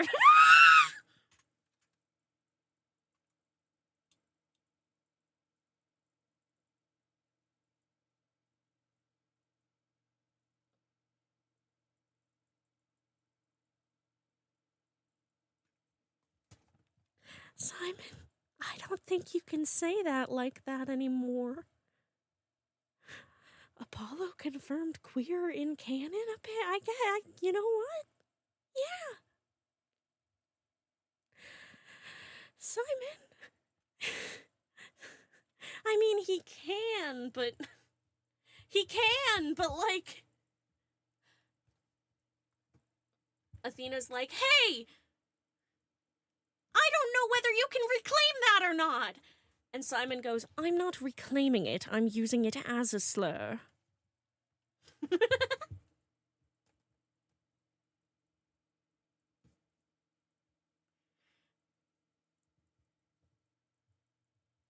And that queer power of yours seems to have offended my dear bosom buzzard. This isn't some sort of trick or... Ah! I won't be able to spot squat like this. What the heck's going on around here? Run for the hills! No pets or other animals allowed in the courtroom.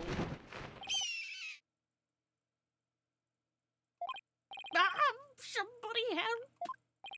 Oh, he's merely having a bit of sport. He won't harm you, save when truly famished. In that case, Prosecutor Blackwell, you will ensure your feathered friend is properly fed. Looks like we have to do this the old-fashioned way. I was so excited to get to use perceive again! Why are they doing this to me? Why are they doing this to me, world's #1 Apollo Justice fan? In the Apollo Justice trilogy, quote unquote.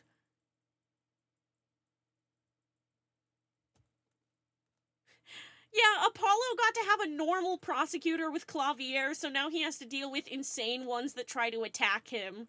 Yeah.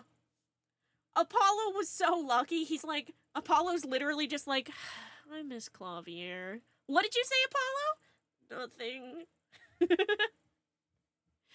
They want Apollo Justice dead, bruh. For real. By the way, Simon has a sword. Of course.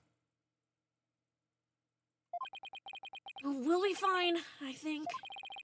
If there was someone dressed as Tenmataro there, Filch should have seen him. We'll just have to put our faith in Jinxie's statement for now. He's got a fucking katana. Of course he does. I wonder which anime convention he bought it at. Mr. Justice, please proceed with your cross-examination. I'm starting to rather like this bird. It makes me look quite majestic. Please focus, Your Honor. Ah, right. Time the murder, I was on guard duty in the foyer, just like Mr. QB asked. No, Simon is worse if he has one, it's a genuine thing. They sell real, like, sharp katanas. Well, Simon would get one, like, from Japan, probably.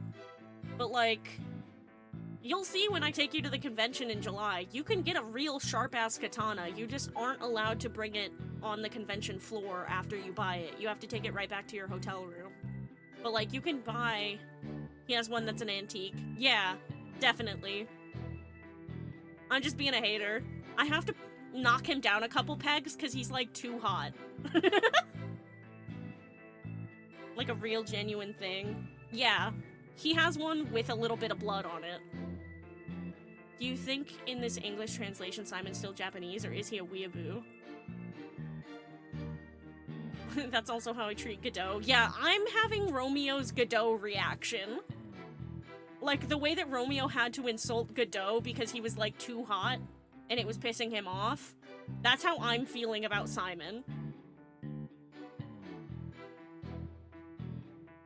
Or Simone, you know, when she gets there. Hold it! Mr. Filch, why did Alderman Hubie have you handle guard duty? Because he trusts me. I am the manor's caretaker, after all. So you took said guard duty seriously?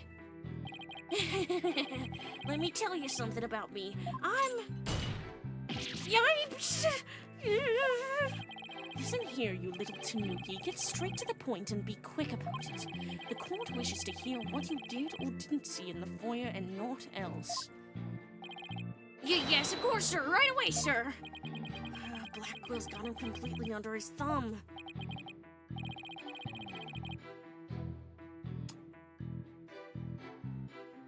I keep wanting to make horny jokes about Black Quill, but then I'm like, I bite it back because I'm like mad because he's like...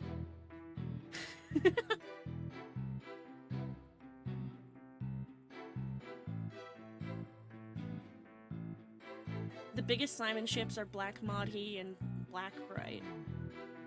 Ah.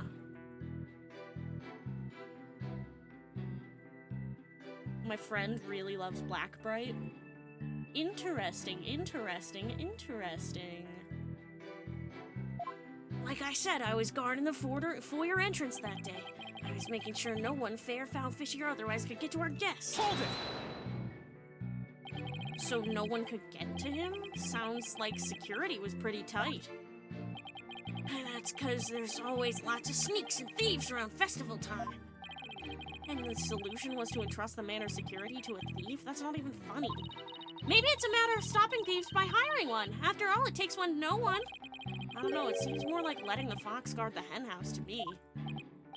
So the witness testifies that he took his guard duty seriously. Yes, sir, your honorship, sir.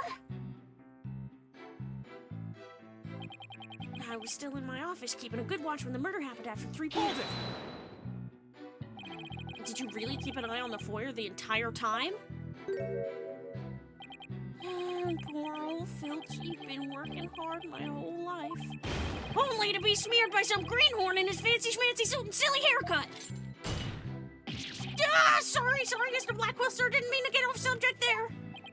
Sheesh, Blackwell didn't even say anything. To answer your question, yes, I kept an eye. No, both of them, in fact, on the foyer.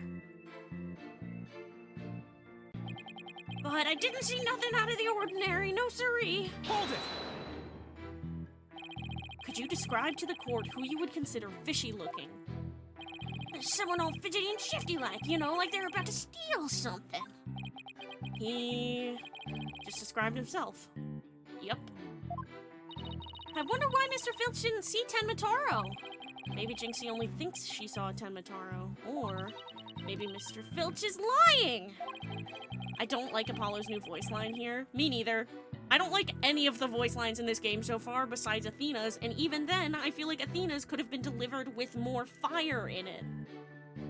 They all just...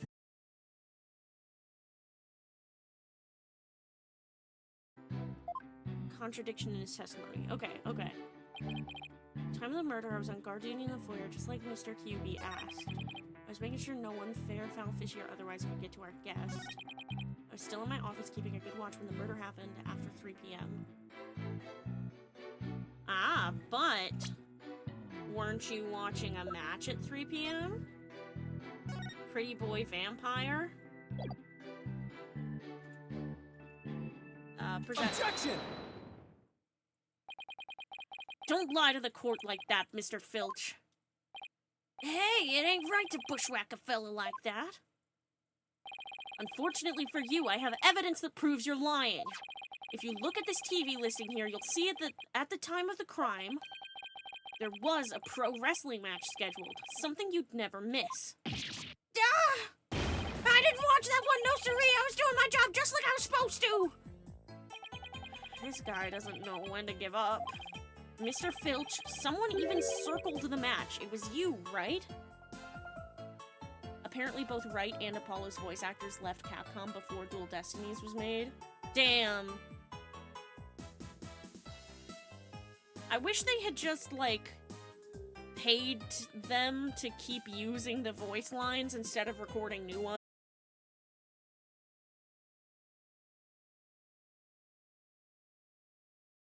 We're here! We're starting to get there! Which makes it even funnier that Phoenix said Sherlock Holmes that one time. Because it retroactively makes Phoenix sound like a fucking idiot. Someone even circled the match. It was you, right? Oh! Awful! That's nice. The OG one, not the new one. Well, maybe it's good that they did a new voice line then. Oh, god damn it, the stream cut out.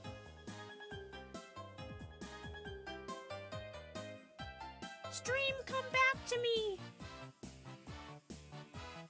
Stream, come back!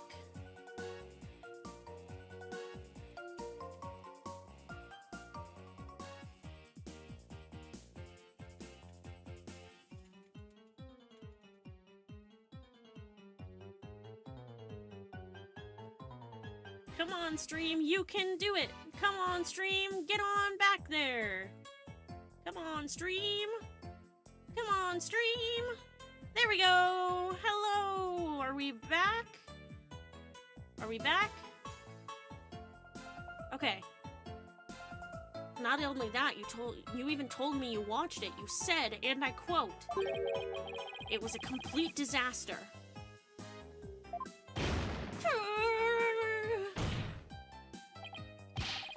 So, do you admit to slacking off? You can't trick me with your Rudy Poo lawyer talk! I'm one of them professional types too! I can do double duty watching TV and the foyer at the same time! The only thing Filch can claim to be a professional of is professional thief. Mr. Justice, you would have this court believe the witness was slacking off? That's correct. He claims to have been watching TV and the foyer at the same time, but that's nothing but a bald-faced lie. Bald, you say, but I'm not the one who's lying. Perhaps you meant the witness, Mr. Justice. And in that case, let's see what evidence you can offer. You claim Mr. Filch is lying about watching TV and the foyer simultaneously. Now prove it. The TV is in the opposite direction. Take that! Please take a look at the direction the TV is facing in this diagram. Now, unless Mr. Filch has eyes where his right ear should be, I think it would be impossible to watch the foyer entrance and the TV at the same time. Why, yes, someone watching TV there couldn't possibly see the entrance. Exactly, and that means, Mr. Filch, you were slacking off and were not watching the foyer as you claim. Yipes! The bag's out of the cat, I mean the other way around. Wow, stream is delayed as fuck right now. Order, order, order. But Mr. Justice, is Mr. Filch's less than stellar work ethic relevant to this case? It's very relevant because while he was slacking off watching TV, there really could have been a Ten Mataro impersonator in the foyer. Objection! What now? Granted, this Tanuki was lax in his duties, but he still had the foyer entrance covered. What are you talking about?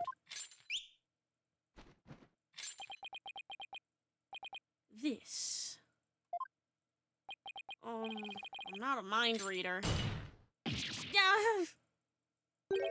Auditory sense. His eyes may have been slacking off, but his ears were still hard at work, right, Tanuki? They were? I mean, yes, they were. But you already admitted to slacking off. Now you say you weren't? My eyes might be lazy, but my ears ain't. I would have heard anyone in the foyer. You see, the foyer floor and the stairway get all creaky squeaky when someone walks on them. Creak, creak, creak. Loud enough to wake the dead, I reckon. So, you're saying you didn't hear anybody walk by? Yep, my ears were working full time, so who's the liar now, you no good shyster? Shyster in my Ace Attorney? Let me look at this. I mean, could have jumped over. Could have jumped over.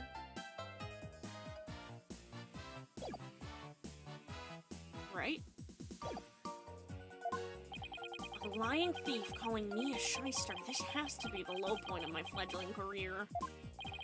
Gotta hand it to you, Mr. Black Quilt, sir. You really are something else. I mean, you don't miss a thing, and then bags under your eyes, they're darker than mine. Fair warning, Mr. Filch. Taka is particularly fond of Tanuki. Should you lie to this court again, you may suddenly find yourself on the menu. Yipes! Please don't eat me, Mr. Taka, sir! The witness will henceforth testify truthfully under penalty of painful bird attacks.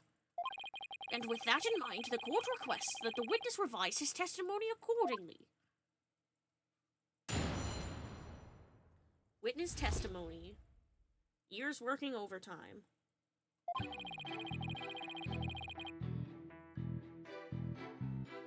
It's true, I was watching a pro wrestling match on the office TV. My eyes might have been slacking off, but my ears, they were working overtime. The floor there's all creaky squeaky like. No way I would have missed someone walking by. So you see, there weren't no Tenmataro in the foyer. Superstition is the religion of feeble minds. Understand? A simple, rational explanation is best. Forget yokai, demons, and such.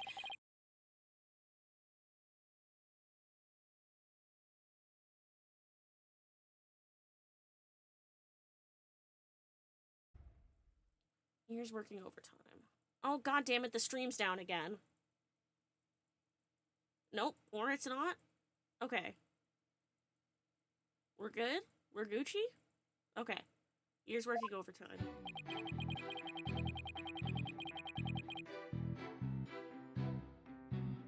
Okay, there's only like a 6-second delay in stream now.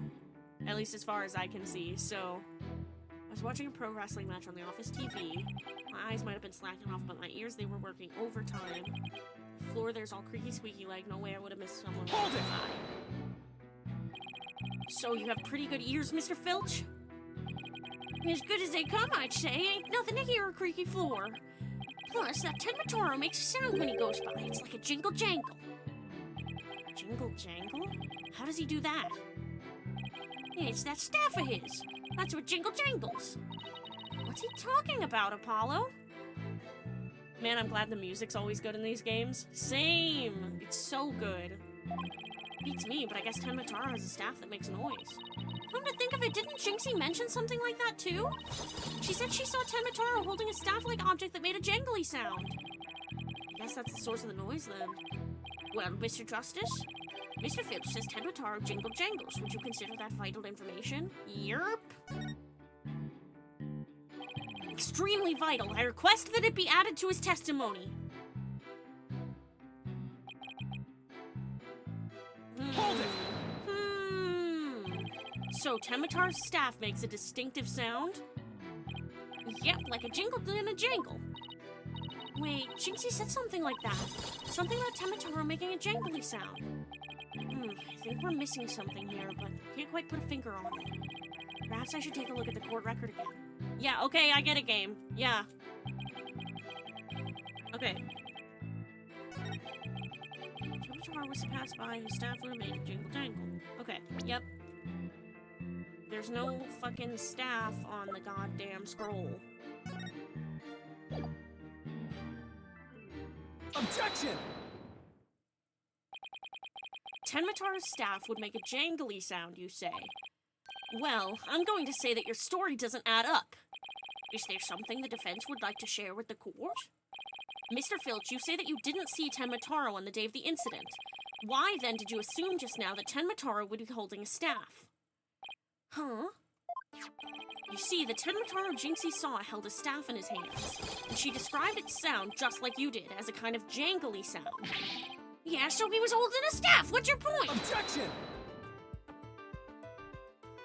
The point is that Tenmataro doesn't use a staff, not normally. What are you talking about? You see, this is the only known document depicting Tenmataro. Is there a staff in that picture, Mr. Filch? You're right, there's no staff, not even a cane or a walking stick. Yeah! So the question is, why does this witness think Tenmataro uses a staff? I believe the answer will overturn the prosecution's case on the most basic level. Well now, this is getting interesting. All right, Mr. Justice, it's time to show the court where you're going with this. Please tell the court why Mr. Filch released Tenmataro carries a staff. He saw Tenmataro, obviously. Mr. Filch actually saw Tenmataro right after the crime occurred.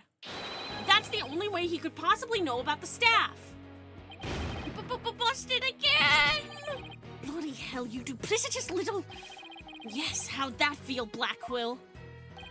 Not so fun when you're on the receiving end of the blade, is it? Admit it, Mr. Filch. You did see Tenmataro that day, didn't you? Well? I'm begging you, please don't make me say it. But clearly you did see Tenmataro. Stop stalling and testify to that fact. Random, but I've always loved Japanese depictions of monsters because a lot of them have that horrible look in their eyes. Yeah, it's so cool. No can do, no way, no how. You ain't got no idea how terrifying he can be. He? Mr. Filch still won't admit to seeing Tenmataro, even though everyone knows he did it. Your question now is why? Mr. Filch is scared to death. Is that why he can't admit the truth? Come to think of it. They say you must not gaze upon Tenmataro, but in the event that you do look, and then tell anyone what you saw, Tenmataro will claim your soul. Tinksy wouldn't admit to seeing Tenmataro after hearing about the village superstitions. She said that if she told anyone that she had seen Tenmataro, he'd claim her soul. Wait, you think Filch believes that too? So Mr. Big Time City Slicker Lawyer has heard about them, the old village superstitions. Will the defense please explain what the witness is talking about? The people of Ninetails Vale believe some pretty strange things, and their superstitions may be the reason our witness here can't admit the truth. The truth that he really did see Tenmataro. Darn straight, that's why! It's all right here! Do not gaze upon Tenmataro. Do not tell others if you see him. Ignoring the superstitions will cost you your soul. There is, however, one way to save it. Your immediate departure from the village. Freeing him will bring ruin upon the village. Ignoring the superstitions will cost you your soul. See? That's why us folks in Ninetailsville can't talk about seeing Tenmataro! Village superstitions added to the court record. That clears up one mystery. The killer took advantage of the superstitions by wearing a Tenmataro costume. They knew that way no one could talk about him, so it was as if he never existed. The defense holds that this Tenmataro impersonator is the true killer. What? He's standing on a box. That's so Objection. funny. Superstitions, you say? What kind of a fool would actually believe such rubbish? And would that using some silly fairy tale could so easily expose the culprit? You'll need to come up with a more rational, common-sense explanation than that. Objection! Nuh-uh. Your common sense seems awfully narrow-minded to me, Prosecutor Black Quill. Objection! Try living in my world of narrow cells, mortal danger, and dark, sleepless nights. There is no lack of superstitions in the Clink, but few are those who truly believe in them. Objection! Well, the village superstitions are real enough to the people of Ninetails Vale. A life-or-death superstition might make even you a believer.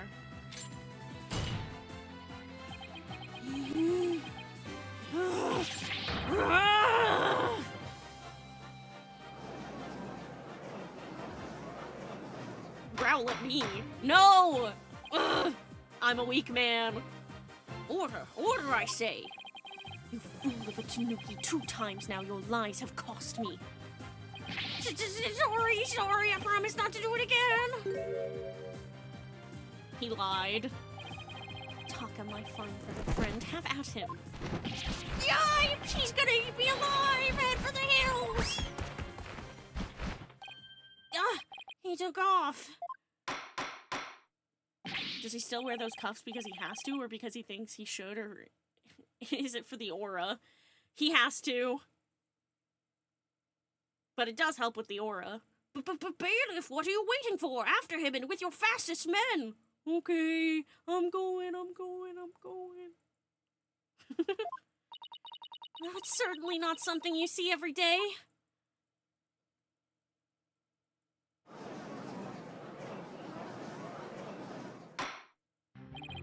Well, it would seem a new and important fact has come to light. A third party disguised as the yokai Tenmataro was at the scene. And now we have 2 witnesses who can attest to that fact. The fact that it gives him insane aura is just a side effect. Exactly. Any objections, Prosecutor Black Quill?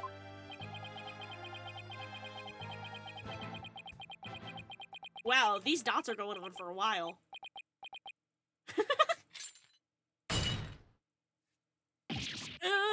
Oh, what? Huh? Ah! His shackles!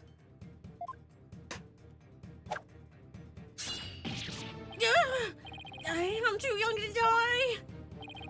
Justice Dono, long has it been since I've been forced to draw my blade. You had best say your prayers. Eek!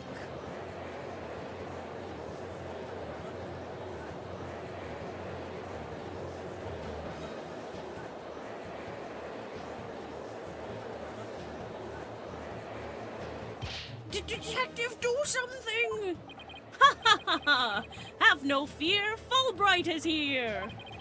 Real katana, that was him using his katana. When the going gets tough, the champion of justice gets going! Objection!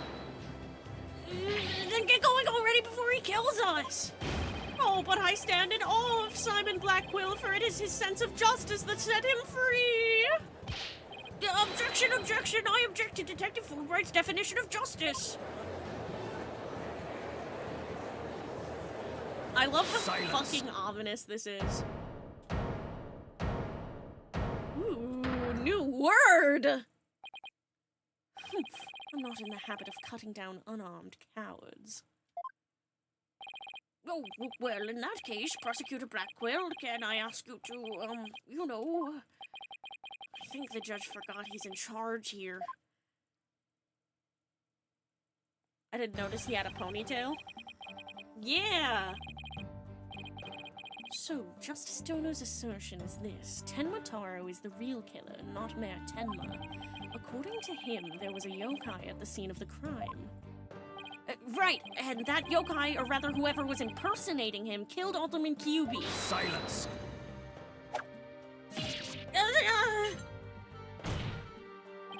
Care to explain why Jixie, being the first to discover the murder, did not see your alleged killer yokai there in the Fox Chamber? What? He's right, she said nothing about Tenmataro being in the Fox Chamber. I love silence, what a line. It's so good. It's like unreasonably cool. Let me enlighten you. That little scamp heard a dying scream right before she opened the chamber door. And your point is? Upon opening the door, she found a freshly skewered murder victim. Oh, they misspelled that. A freshly skewered murder victim, the alderman, and the homicidal maniac who had killed him, the mayor. I thought his objection was kind of meh, but damn, this new one. I told you all, I told you all. Yeah, he's... He's edgy as fuck, but he has the aura to make it work. Yeah, for real. Beloved, should I cosplay Simon Blackquill one day? Objection, Your Honor, he made a spelling mistake. Objection, Your Honor! He verbally made a spelling mistake! He's edgy as fuck. Oh, yeah, Godot really did have the aura to make it work. Oh, and he made it work. Yes, I should cosplay him one day. I feel like I've got... I don't have the tallness, but I feel like I have the build. I've got broad shoulders. In real life, anyway. I tried to draw myself here with broad shoulders, but I don't know if it really came across. Do it. Who are you gonna cosplay then? You gotta... It's gotta be a group thing. I'll be normal, I promise. Shut up, shut up, shut up, shut up, shut up.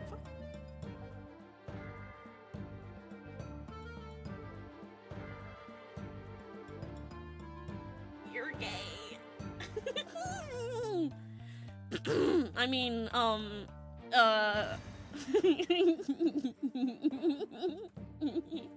They like me.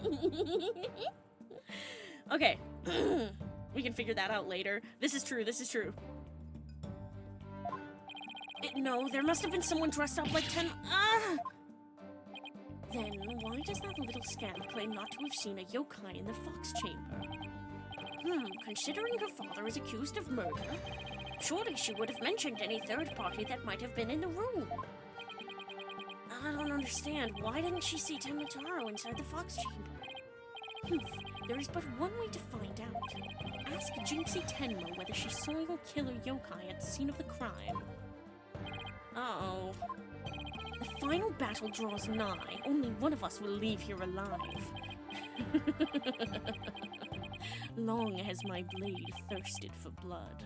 At long last it shall be sated. Wait, this is still a trial, right? Like a normal one? Like a not life or death thing? Like a normal trial doing my job? I like my job. Show me what you're truly capable of. Justice Dono.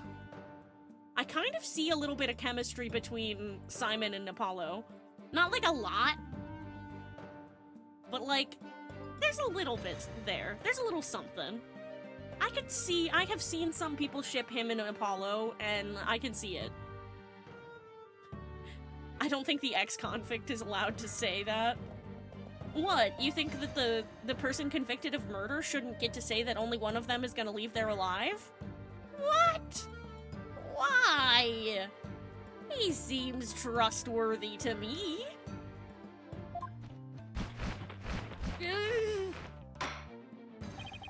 Very well then, both parties no doubt need some time to regroup. So the court will take a 10-minute recess in order to...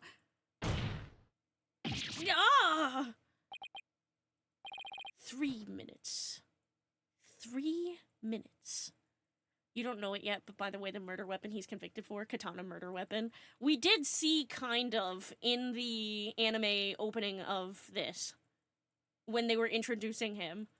They did allude to it. Simon is great. He actually respects Apollo. Yeah! That's what I'm finding so interesting, is like, he's not just being like, you're a dumb, stupid idiot. He's like, countering his points. Maybe Simon and Apollo and Clavier should all just kiss. Maybe they should all just kiss.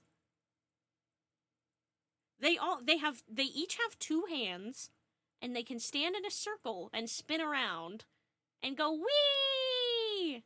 It's like the scene from Challengers. Don't put that image in my mind. I have to do the rest of stream, dog. I gotta behave. But who's Zendaya in that scene? Like... But, like, who would be Zendaya in this scene? I need your opinions.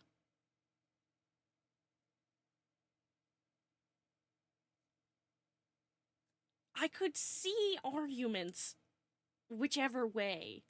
Also, my fan just died, and I feel like I'm probably going to die along with it.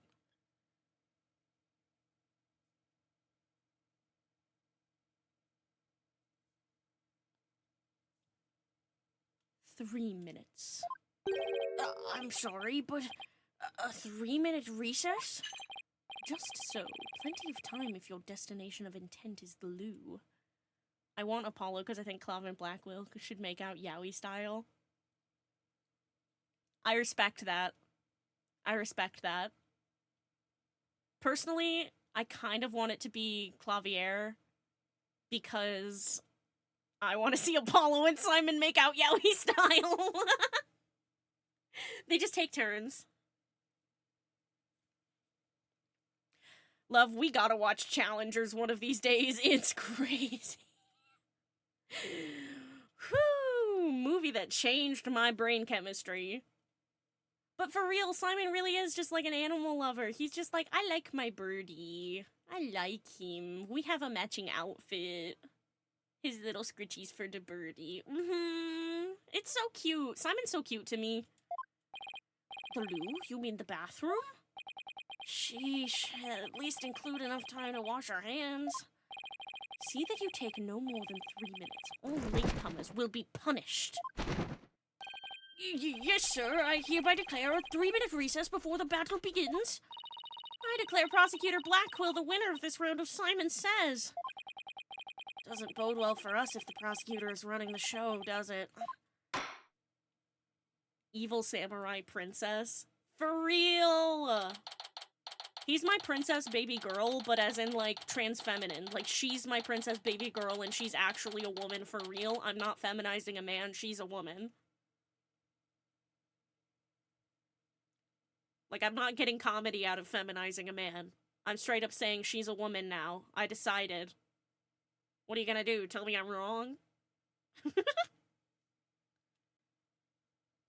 April 18th, 10:40 a.m. She just hasn't realized it yet, so I'm gonna stick with he while we're playing the game.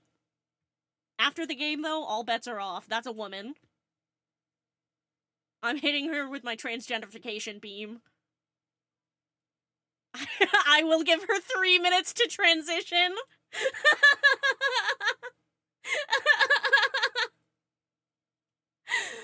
Fuck, that's so funny. Alright, Romeo, you win chat of the day. You win chat of the day. Hold on.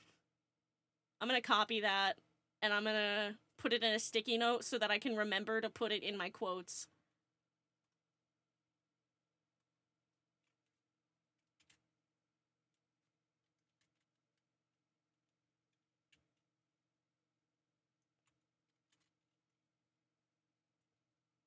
Me putting on my binder in the bathroom. 3 minutes to transition.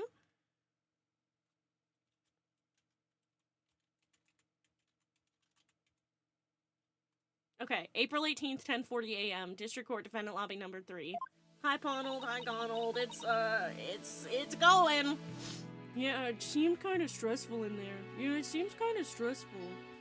He busted out of his shackles. Yeah, what was that all about? I guess they don't make shackles like they used to. Or he's just that guy. Better be careful, Apollo. You've really brought out the samurai in him. Especially after you proved there was a Tenmataru impersonator at the manor. What's with that guy and the whole samurai act, anyway? Such fine swordsmanship. That is no mere act. Mr. Justice, it's high time I challenge this jailhouse prosecutor to a duel. I would love to see it. Show it to me, Rachel. No, wait, let's save the dueling until after we prove your innocence. I suppose it could wait till later.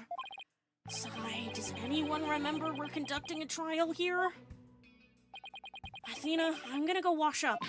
Remember what Blackquill said, Apollo, don't be late!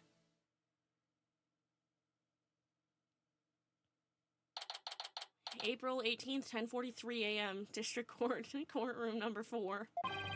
Now then, I believe our next witness is Miss Jixie Tenma, a maid at Kyubi Manor. I believe we can proceed now, if the witness is ready, that is. Waking up mildly tired is a treat because I'm always a bit more attracted to the characters. Mayor Tenma's hot. No, this is the thing. You're so fucking right about this one. Mayor Tenma is hot. Simon is just that strong and that good with a sword. Canon is built different. Yeah. He's just canonically built so fucking different. Mayor Tenma's hot. He would take care of you is the thing. He's like caring, he's loving, he's honorable. He's a gentle guy. A gentle man. I'm gonna keep my thoughts to myself. Shut up. Shut the fuck up. Shut your yap. Listen. I said I'm keeping my thoughts to myself. I promise, okay?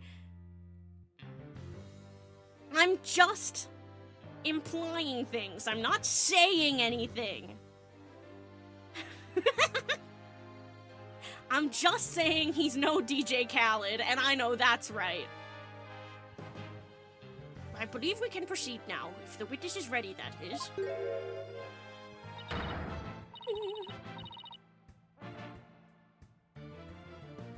Keep that to myself. Funny word for our DMs. Shut up! And what did you get for it?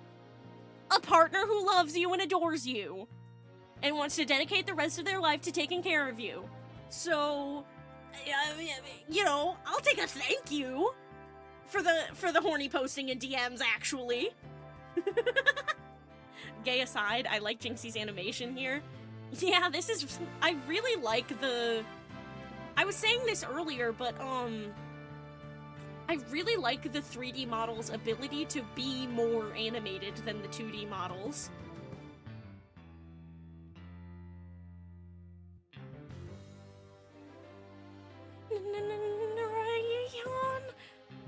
Leader of the 100 demons, he really does exist. Wow, that is one well-polished tray. The witness will show her face while in court, or her testimony will be inadmissible. What is it, my child? We got Narai! Nararion, leader of the 100 demons! Oh, you think I'm a yokai? Well, I was once known as a judicial monster of sorts. Listen, extremely controversial, but the SOJ models are possibly the best in the series. I'm looking forward to them a lot, actually, because I like the 3D models' ability to be more animated and have more character to them. Like, they give us more. They give us more character to work with, or at least they give the animators more to work with in portraying the characters and, like, conveying that to the audience.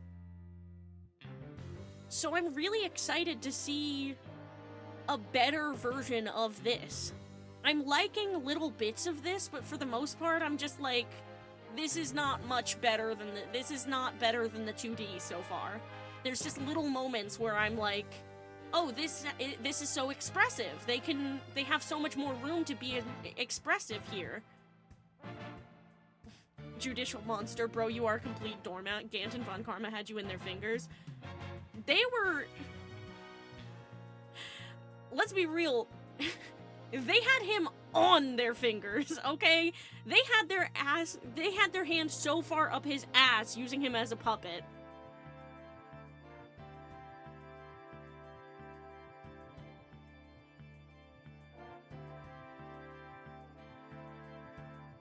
Case 2 SOJ, the models. I'm really excited to see them. Clipping that. You know what? Go ahead! Go ahead! Oh, you think I'm a yokai? Well, I was once known as a judicial monster of sorts. The beast of the bar, the demon of due process, if you will. Eek, my charm has no effect! The demon of due process? Not sure I can see that one. Now, you little scamp. Yes? I trust you know why you're here. Bags? Bags? Oh, that tricksy Tanuki. Try the noodle sand and go enjoy a big bowl of Tanuki tail noodles while you're at it. Everyone's a comedian. No, I meant your bags, the ones under your eyes. You must have trouble sleeping. Oh, she's like concerned. Here, this charm will keep Azuki Arai away. Azuki Arai, the yokai that washes Azuki beans. The only thing needing washing will be your father's neck before I take his head clean off. Azuki Arai often keeps people up at night with the noise he makes washing beans. But if you stick this charm on your forehead, you won't hear him anymore. Is that so? Well, thank you. Oh, he's nice to kids! My weakness! Ugh! My biggest weakness. Hot, scary man, nice to kids. Love, I don't think I'm gonna be able to get through this one. I think it might kill me.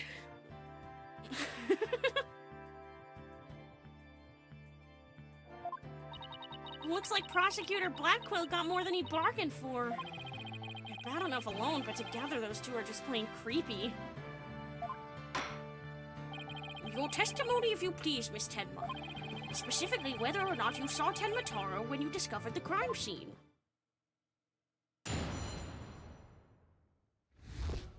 What Jinxie saw. Did I see Tenma Taro in the Fox Chamber? Well, when I opened the door, I saw... Also notice how he knew Simon so weeb. I did notice that. He's like, I know exactly which yokai you're talking about. That doesn't make sense. And she's like, no, it does. And he's like, oh, so it does. Well, thank you. Oh, he's nice to kids! Sorry. I'm collecting myself. I'm containing myself. When I opened the door, I saw... Yes, now I remember! Yokai right there in that room! So there was a yokai at the scene of the crime. Shiver. Oh, lots and lots of them. I like when Ace Attorney have creepy girls shout out to Jinxie and Viola and Simon later. And Simon, parentheses, soon. Simon, parentheses, when I'm done with her. This is also why Beloved likes me. You have no idea how nice my partner is to kids. It drives me crazy. They're like, yeah, I need to get your... Shout out to Spoiler and Spoiler and Spoiler. There they go again, being all vague. Oh, you. But yeah, it's... Beloved is so fucking nice to kids. They're like, oh, I need to get your little brother a birthday present because I didn't last year. I don't get their siblings birthday presents. Then again, their siblings are all grown adults, but still! They're like, oh, I want to get one of your little brothers a nightlight because... Or a lava lamp so that it can act like a nightlight for him, but without him having to, like, have the stigma of a normal nightlight. And I'm like, wow, I'm gonna marry you. I'm down on one knee. I am kneeling. I am taken to church. I am proposing as we speak. He's like 13. He needs it to feel like he matters in the world. See what I mean? I think the reason I'm attracted to Simon Blackquill is that he is just what my beloved is probably cosmically supposed to look like. Simon Blackquill is just you.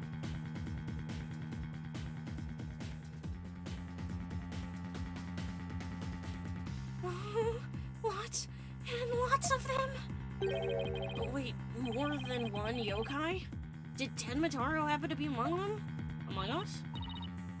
Alex, I can see you have a hawk. The hawk is, weren't we gonna have birds one day?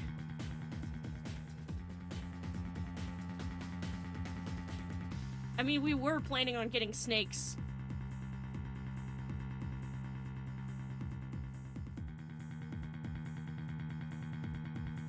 So, like...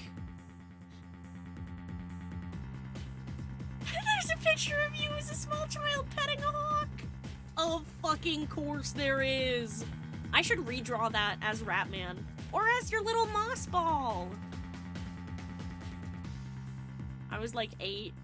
That's so you. Oh my god. I don't know. I just don't know.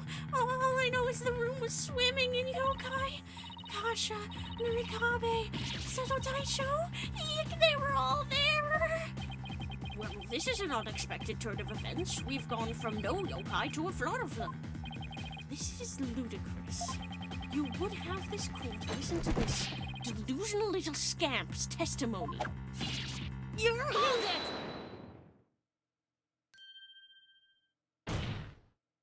Your Honor, I believe her memory is simply clouded by fear. But a quick therapy session should ease her mind. With the court's permission, of course. What a fabulous idea. Please proceed, Miss Sykes. He's just like, ooh, a new gimmick. Yippee! You sure you know what you're doing, Athena? She's obviously not herself. The trauma of discovering that crime scene and fear of testifying have her dazed and confused. A regular ball of confusion. Holy freak, Athena time. Oh, we don't get to perceive, but we get to widget.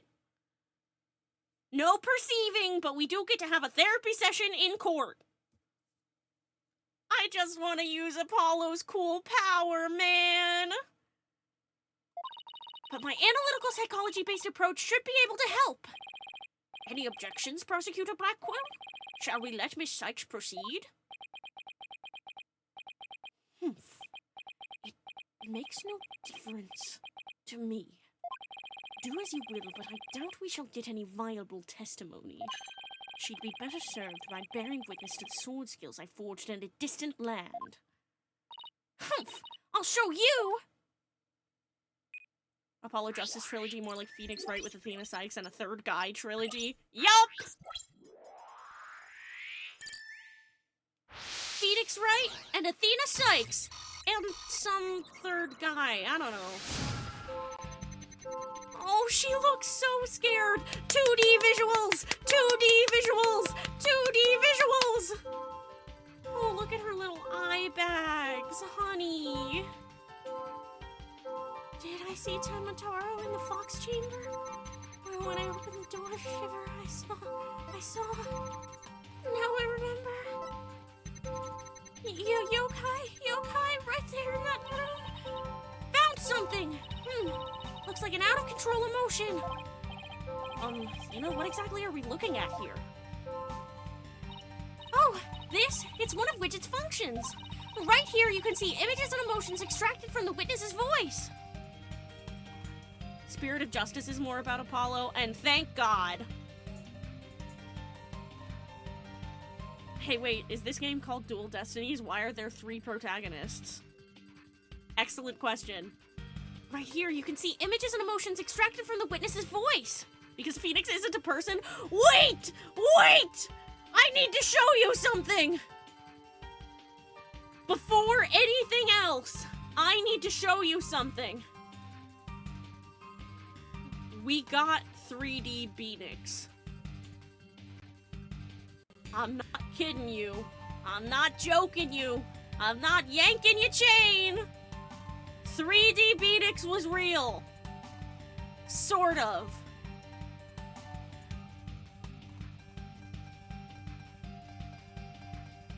And I need to show you.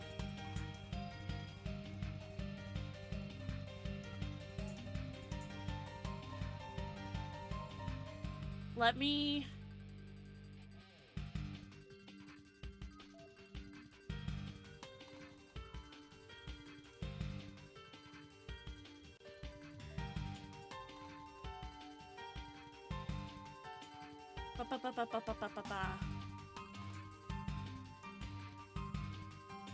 Why are you not showing?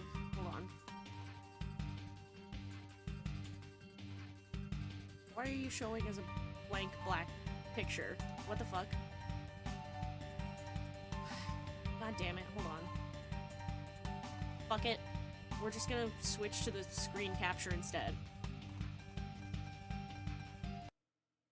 Look at this motherfucker!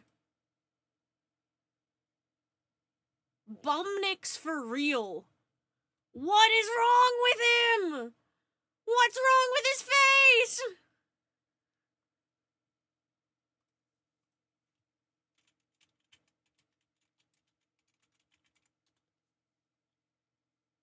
they do to my boy? I mean, not my boy. I can't stand this motherfucker, but like... Let me bring up a different picture of Phoenix, okay? Let me bring up a different picture of him.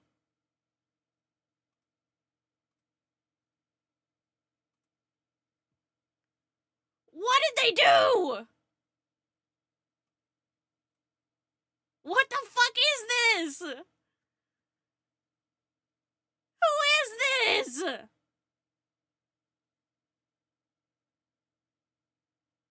That's not Phoenix Wright. I know that's for sure. Who is this man? I'm struggling to, like, put into words what is so wrong about it. That ain't Phoenix, that's Glenn Elg from Recipe for Turnabout. For real! That's straight up Glenn Elg! Something is just wrong with it. For one, they got rid of his, like, hooded eyes. Where is his hooded eyes? That's what I'm wondering. For two, his face is weird shaped.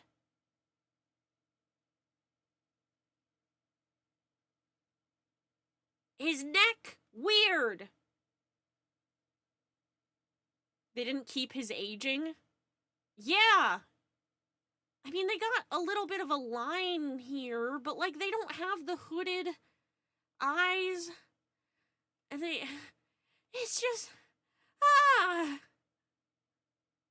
it's not even the same shade of blue. I know it has a filter over it, but, like, what the hell? I'm so unsettled by it. Anyway, back to the game we were playing.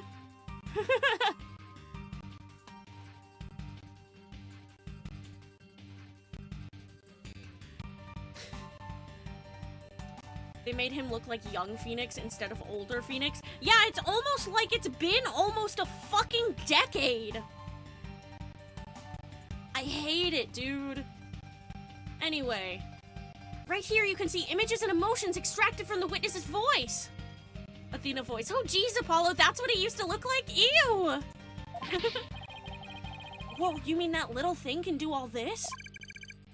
Pretty cool, huh?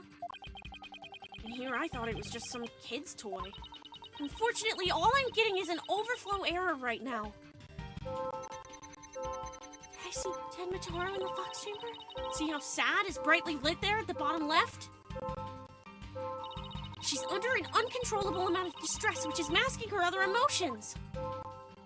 It seems the sheer terror she experienced has made her a confused mess. So,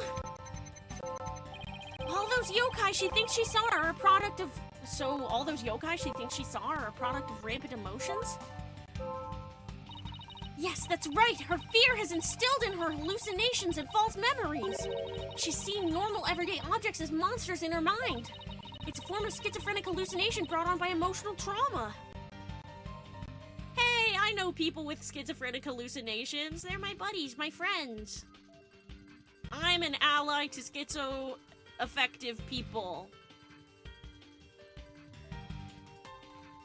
People are, like, really fucking rude about people who have delusions. Like, just leave them alone? Oh, they see the Hat Man. And... like... Schizo-spec? Yeah.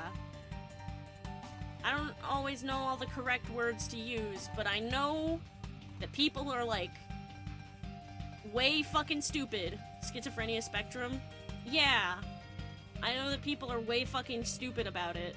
And, like, just treat people, like, really fucking horribly for no reason. It's like, okay, so your buddy is convinced that the Hat Man is crawling out of their shower. Schizoaffective is one disorder on the spectrum. Oh, okay. That makes sense. It's like, so your buddy's convinced the Hat Man is crawling out of the shower. Just be like, hey, that sounds scary as shit. I'm sorry that that's an experience that you're, like, having with your brain. You know, like, it's not... It doesn't have to be like a fucking... Like, it's just people. It's people with brains that happen to see stuff that ain't there. I just fucking treat them like people who are seeing something, like, really fucking scary. Or sometimes it's not even scary shit. Like, I don't know, it's a whole fucking spectrum for a reason. Like, sometimes people hear good things. I have seen people say that they hear, like, good voices. Everyone experiences a hallucination at some point. In some way. Yeah! I get presence hallucinations. That's a fun fact about me. My brain is like, Freddy fucking Fazbear is going to be in the dark and he's going to get me. And this is like a real belief. Nowadays it's more vague than Freddy fucking Fazbear, but like when I was younger, when Five Nights at Freddy's came out around then, and I was seeing the thumbnails on YouTube for like Markiplier's playthrough and stuff, and I saw Bonnie. I was really fucking scared of Bonnie for some reason from FNAF 1, and like I was like 10 years old, by the way. This is not like tiny little kid fears. 10 years old is like, most people have grown out of the irrational fears, I think. Most people I talked to, anyway. Like, but no, my ass was like, if I don't do these specific things, then Bonnie from Five Nights at Freddy's is going to fucking get me when I walk into the dark. If I don't have all the lights on, and I'm not allowed to have all the lights on because that wastes power, then I'm gonna get fucking got by the bunny from FNAF. Nowadays, it's more like the demons are gonna get you, and I'm like, dog, what demons? We don't even believe in ghosts, homie.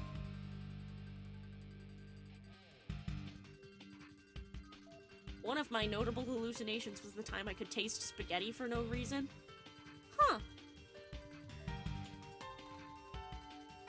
That doesn't sound like an entirely unpleasant one.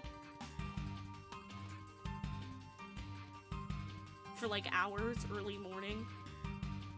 Huh. Did it make you want spaghetti? It would make me want spaghetti. Now I want spaghetti. Do you think if I asked one of my family members to make me spaghetti and bring it up, they would do it? I really want spaghetti now. I was going to school like, why can I still taste spaghetti? Your brain was like, it's pasta time, motherfucker. I ate toast spaghetti. I don't even know if my mom's home yet. Hold on. Give me like wait, no, I should wait for like an ad. There's gonna be ads in like 20 minutes. Cookie spaghetti. Huh. Weird moment. Yeah. But see, like, it's not always like crazy, insane shit. Sometimes it's mundane shit. At least as far as I'm aware, you know? Like, I think that people who have psychosis should just get treated with a lot more respect. Psychosis isn't always scary, sometimes it's just fucking bizarre. Crazy, noisy, bizarre town. Am I right, gang? Crazy, noisy, bizarre town. Okay.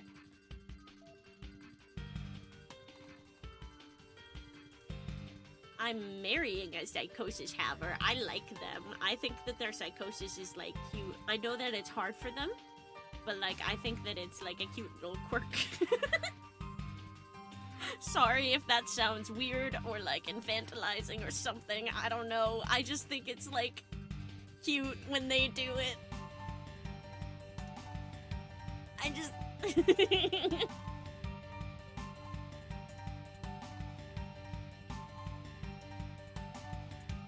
I just like them, okay? Everything about them becomes a positive.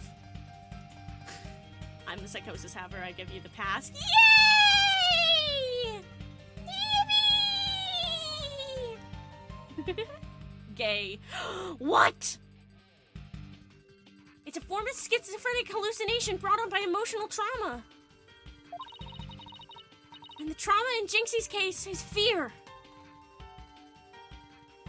Are you just getting viewer attacks? Are you gonna throw rocks at me for being gay?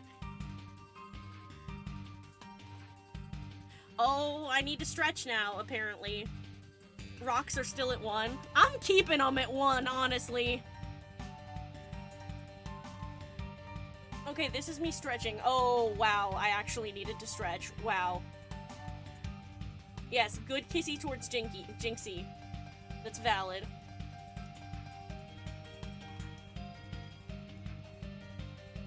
Oh, wait, no, yeah, it was beloved redeeming rocks. Kissing her on her big-ass forehead. Fraulein forehead.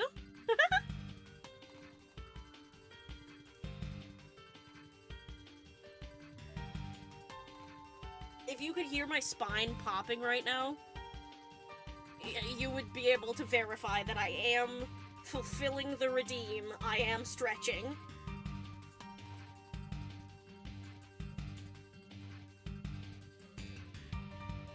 More kissies for Jinxie! I agree. I endorse these smooches.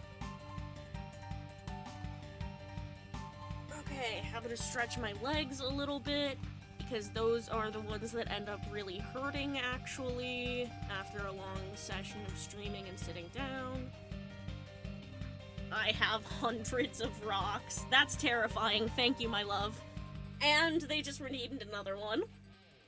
And another one, and another one. And another one.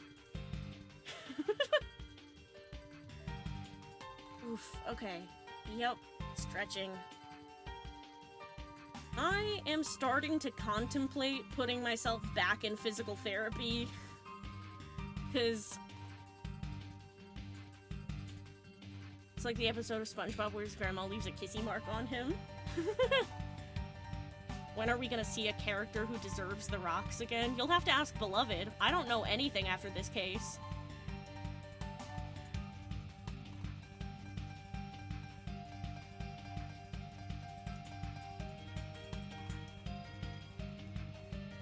Love, you have if you have hundreds of rocks, why are you stocking up on them still?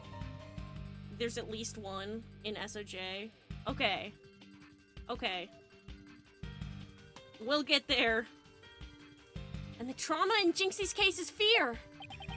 So she was and still is seeing ordinary objects as yokai. Rock economy. Truly the stocks are crashing. We'll have to find the root cause of her extreme fear before I can treat it. Now, let's see. Apollo, can you point out the yokai on the Wheel of Fire? She seems particularly terrified of that one. Start by pressing probe. Next, point to what's causing Jinxie's out-of-control emotion. Finally, hit probe again to try and get to the heart of the matter. Okay, let's give this a try. Press L. And then P. Got it!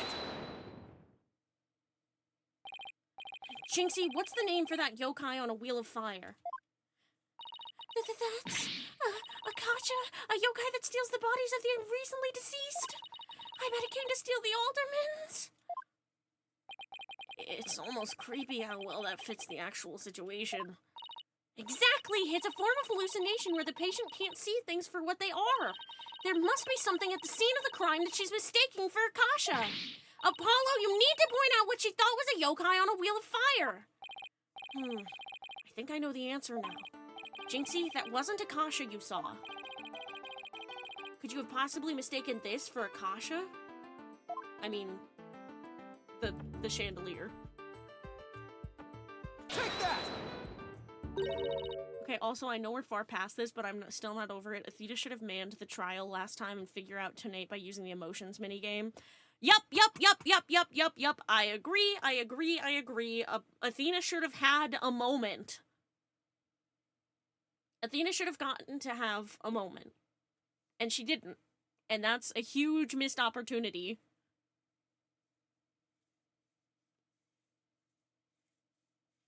Will I ever forgive the games for it? Nah, we'll see. The light fixture? This one right here has a flame design and is up there on the ceiling. There was never a yokai on a wheel of fire. The Kasha you saw was just a light fixture.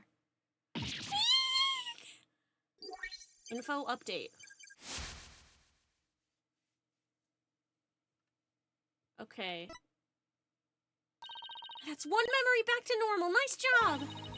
Now that you've got the hang of it, it should be a cinch to point out the rest. Jinxie, what about this white wall-like monster? That's Nurikabe! It's a wall monster that blocks your way or leads you astray! I will only forgive if Phoenix and Miles have a 10-minute gay sex scene. You'll be forgiving him then, unfortunately. Ah, fuck!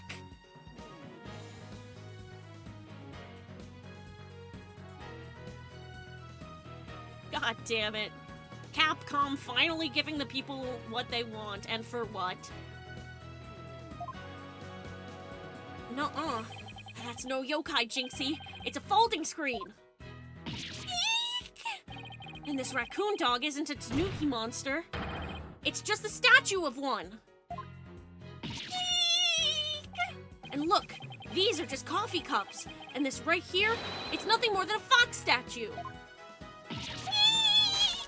I don't know what I was thinking.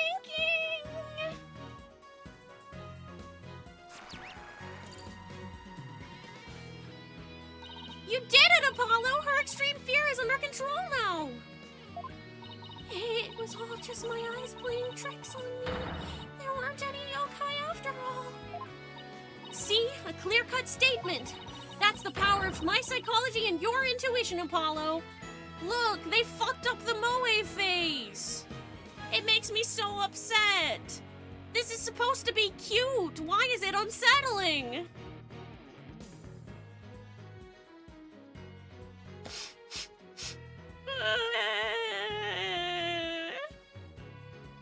Not what he looks like, for real. And just like we thought, there never really were any yokai in the Fox Chamber! Oh, we did the thing where we proved the prosecution's point again. Right, there never really were any yokai there. So, the defense is asserting the exact opposite of their original assertion.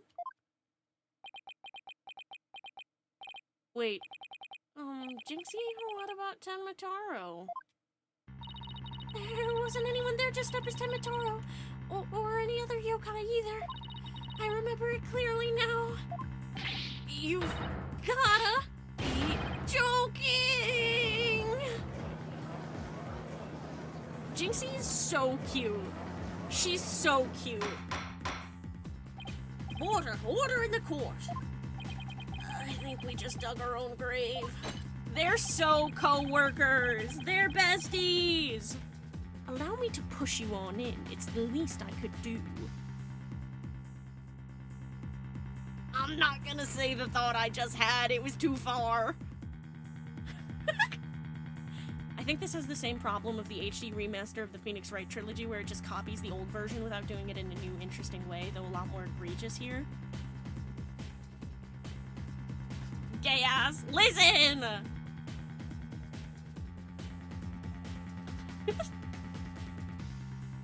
Listen. You have to text me the funny. Okay, I'm texting you the funny.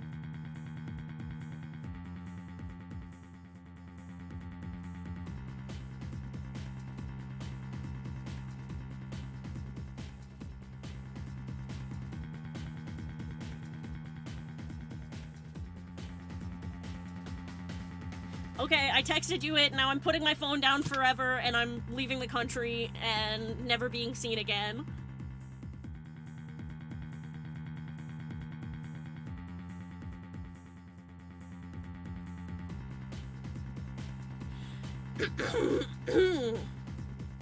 But yeah, yeah, the HD remaster, yeah. I think there is something to be said about fidelity versus improvement. Shut up! Listen, I'm but one man.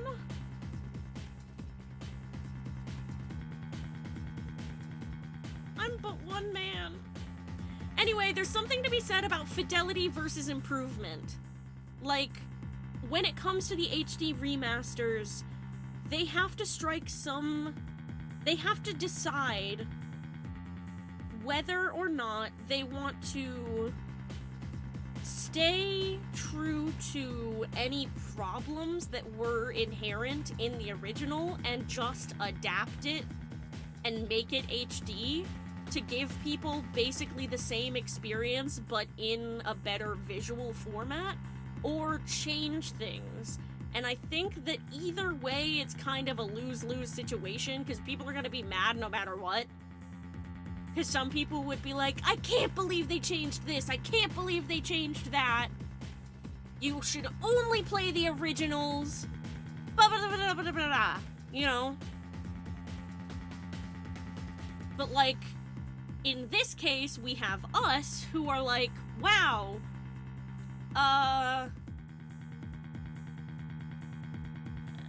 they really should have fucking did better with the 3D models. They should have improved them in some way, because they kind of suck and they're very unsettling and it makes the game worse.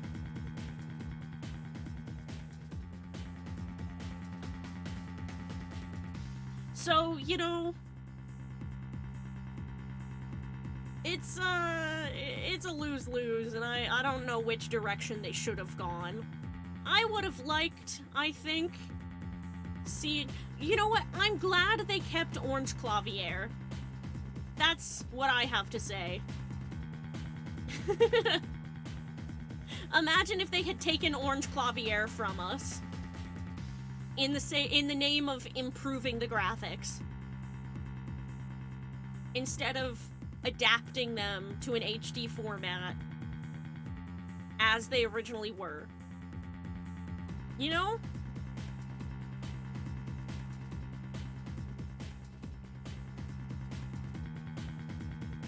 Anyway, allow me to push you on in. It's the least I could do. The team already knew Orange Clavier was funny as fuck. That's why La Miroir looked really good while he was Trump color. Yeah.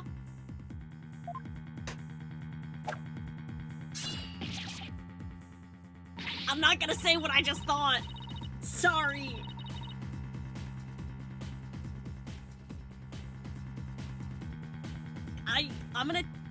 I'm gonna text Beloved. Give me 2 seconds. I have to get it out or I won't be able to function. You know, in Mean Girls, when Janice jokes that Damien is too gay to function? I have to text you all of them? Okay.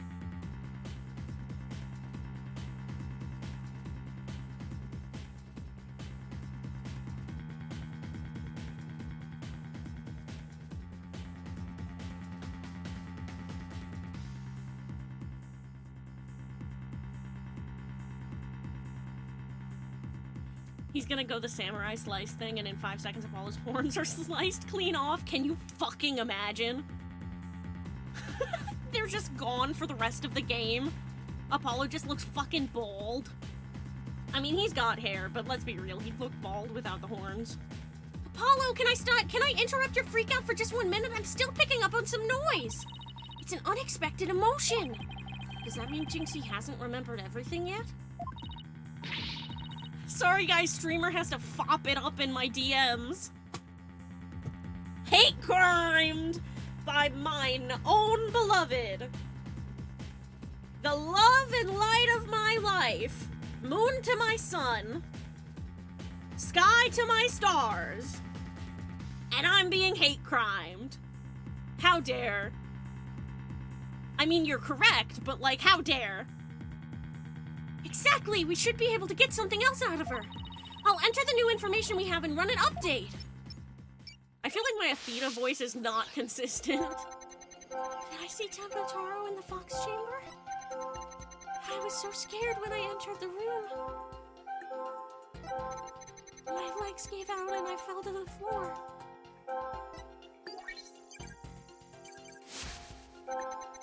There in the fox chamber I saw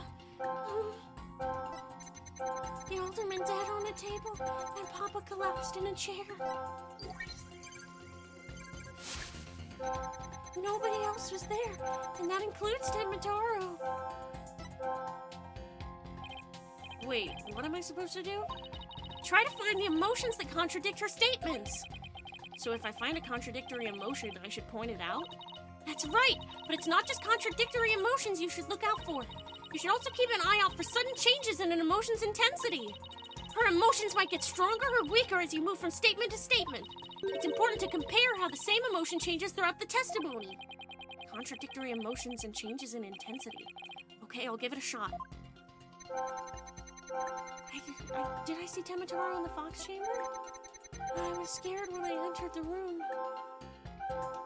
I mean, she got way more shocked. Got it! This seems like an unnatural reaction. Really? Because I don't see it that way. So it isn't unexpected given her testimony?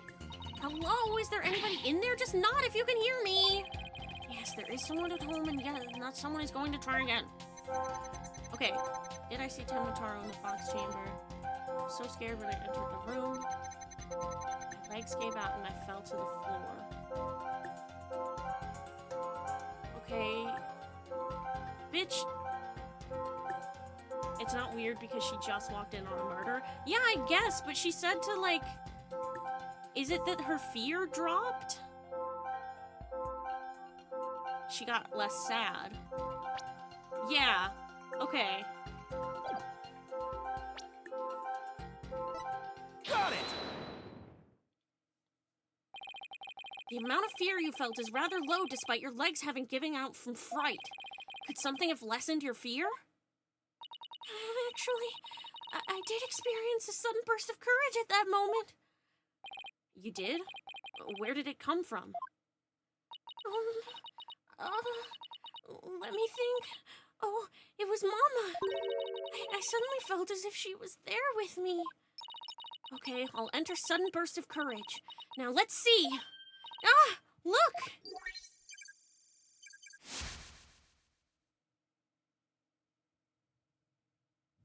Uh-huh. Apollo, the noise is all gone! Jinxie seems to have remembered everything now! I find this mechanic slightly confusing. She's so baby. She's so baby. The sudden burst of courage. Now, where could that have come from? I guess it's not that confusing. It's just, like, not... I mean, I don't know. I feel like with the Magatama and the bracelet, it's very, very clear cut. You're gonna hate certain parts of SOJ. Oh, Lord. It's fine, I'll give hints. My savior, honestly. Again, moon to my sun, sky to my stars, light of my life. A sudden burst of courage. Now, where could that have come from? Jinxie, was there something that gave you a sudden burst of courage? Yes, there was, but I realized I had done something naughty when I thought about it later. Any idea what could have given Jinxie that courage? Well, there is one piece of evidence that comes to mind. I wonder if she saw something like it at the scene of the crime. Jinxie, did your sudden burst of courage have anything to do with this? I mean... this? Take that! Jinxie, you didn't happen to see a Ninetales flower there at the scene, did you? The demon lawyer strikes again! I can't hide anything from you! I found a small case with a picture of a Ninetales flower on it. I liked it so much I kept it! You what? You can't remove evidence from a crime scene? That's right, young lady. Removing evidence is a big no-no. Now, the witness will produce said evidence this instant. Sorry. It does seem to be some sort of case. Whoa, look, something slid out. It appears to be a key. Might I have a look, Your Holiness?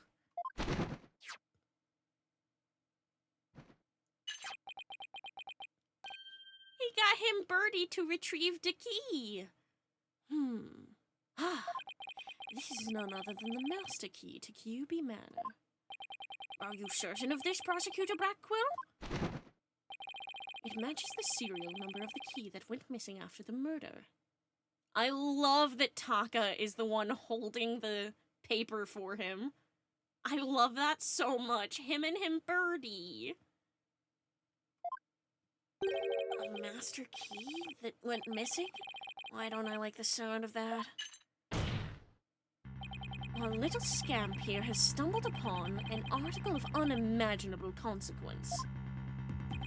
That's a little melodramatic, don't you think? My awesome bird that went to jail with me. Heed these words, for I shall say them but once. The sole key to the fox chamber has been in this little scamp's constant possession. Ergo, she was the sole person who could use it before, during, and after the murder, which leaves the master key as the only other key that could have opened the chamber. But this master key was found in a room that had been locked by this girl. And your point is? Until Jinxie Tenma opened the fox chamber with her key, the room had been locked tight from the outside world. And there was no one else in there save the victim and his killer. I trust you have figured it out for yourself by now. A killer other than Mayor Tenma himself would be utterly inconceivable. No! Look at Apollo's little red face. I love it so much. Objection! How could this happen? No! The defense's assistant will refrain from growling her frustrations. Athena, are you alright? I know Mayor Tenma's innocent, but there's nothing we can do! This sucks. Sykes, Dono, allow me to put you out of your misery. Can I decline your offer? Abandon your client and your misplaced faith in him. Let the relief of a clear head and a clean conscience come rushing in. That will make the inevitable guilty verdict far easier to accept. Great, now he's playing Simon Says with us. Well, he's not going to fool us with his stupid mind games. Athena, don't fall for his tricks. Now I'm the one who's dazed and confused. I can't even think straight. Athena, that doesn't surprise me. Are you alright, though? Did you hit your head on a bar or something? Well, of course I did! That's how you become a defense attorney! Whenever she does that upset face, it throws me off, because I keep drawing that face in my own art, especially when she does that one pose.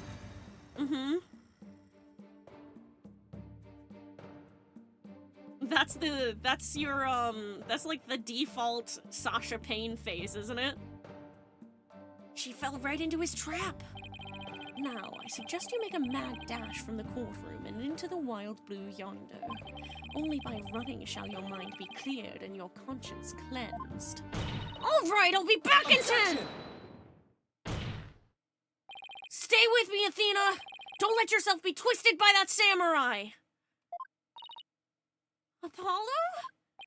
Mr. Justice, I heard the word objection, but what is it that you object to? Huh? Oh, right. That objection was more of a reflex than anything else. Though I was hoping something would come to me while I was trying to stop Athena. The court is waiting, Mr. Justice, though as it stands now, I'll be forced to declare your client guilty and your legal skills suspect if this is it. Now, do you have anything that could overturn the prosecution's case? Well, actually, I do! I'm Apollo Justice, and I'm fine! Apollo! You do have something more than your cords of steel, don't you? Not really, but we'll be fine. But I've got absolutely nothing, but that's never stopped me before. Amen, King. Amen. I have to explain how the real killer could have escaped that locked room, because it's all over if I don't. Apollo, this calls for a new approach. Try to think outside the box.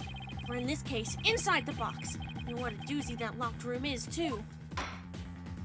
Well, Mr. Justice, do you have anything that can counter the prosecution's argument? You bet I do! The real killer must have escaped from the locked room one way or another. Vague conjecture shall only earn you a taste of my blade, Justice Dodo. Time to do or die, literally. The defense will now explain how it would be possible to escape the locked room. You sure about this, Apollo? Can you really explain what happened? I'm fine! We just need to think this whole escaping a locked room thing over from the beginning. So, let's see. If the killer had escaped, how could they have done so? The choices are pretty limited. The room has a window, but it doesn't open wide enough for anyone to get through, and there's a sheer cliff outside. As for the air vent, it's up too high, and there's nothing you could stand on to reach it. And needless to say, the forbidden chamber wouldn't open no matter what we did, so that's out. Yeah, that's why we gotta keep the solution simple. Like they say, simple is best. We need to rule out all of the absolutely impossible escape routes. Then whatever's left might just lead us to how the Fox chamber was compromised. Your Honor, the defense proposes that the killer escaped through here. Fuck, bro, I don't know.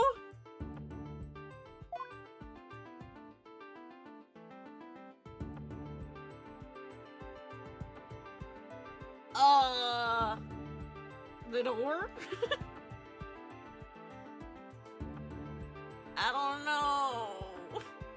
I don't know, this is scary. I don't want to get a penalty.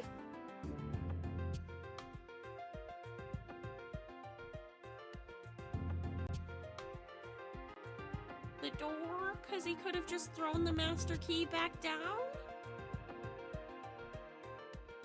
Save. Okay.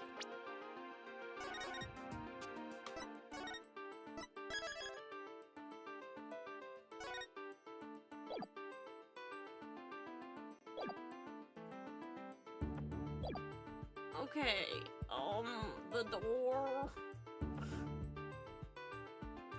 So it couldn't have been the window because it was too small. Couldn't have been the chamber because the chamber was locked. Couldn't have been the air duct, it was too big. Too high up, I mean. The door? But they just said the door was locked. But maybe they're wrong? I don't know.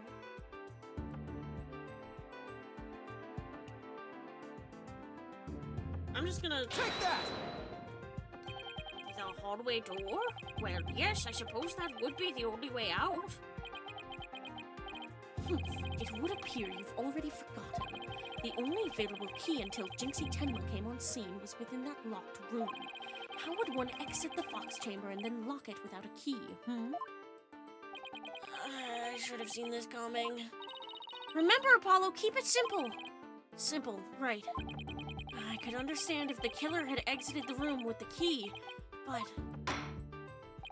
Well, Mr. Justice? What if he slid the key back under the door? The prosecution has some fine Japanese steel waiting unless you explain yourself quickly. I'm fine! I can explain myself! The reason the Fox Chamber's hallway door was locked was because... the perp locked it from the outside and slid it under the door? But what if the room was locked from the outside? In other words, the killer took the key through the hallway door and locked it- Ouch! Consider this. The master key was found inside the tightly locked Fox chamber. Any assertion that the key was removed from that room is a blatant contradiction of fact. Exiting the room before locking the door would require taking the key outside, but the key was found inside the room, which does seem like a contradiction. If only we could explain both. Like how the key could be inside the room and be used to lock the door from outside. Well, let's see if the defense can respond before Prosecutor Blackwell draws his sword. How could the master key be at the crime scene despite the room being locked tight?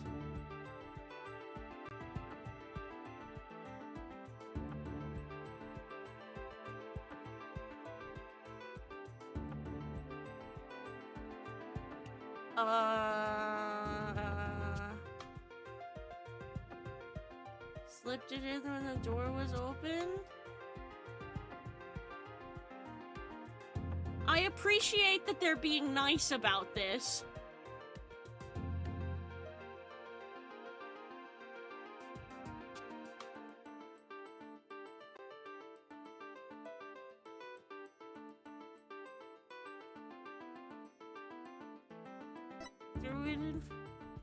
I don't even know.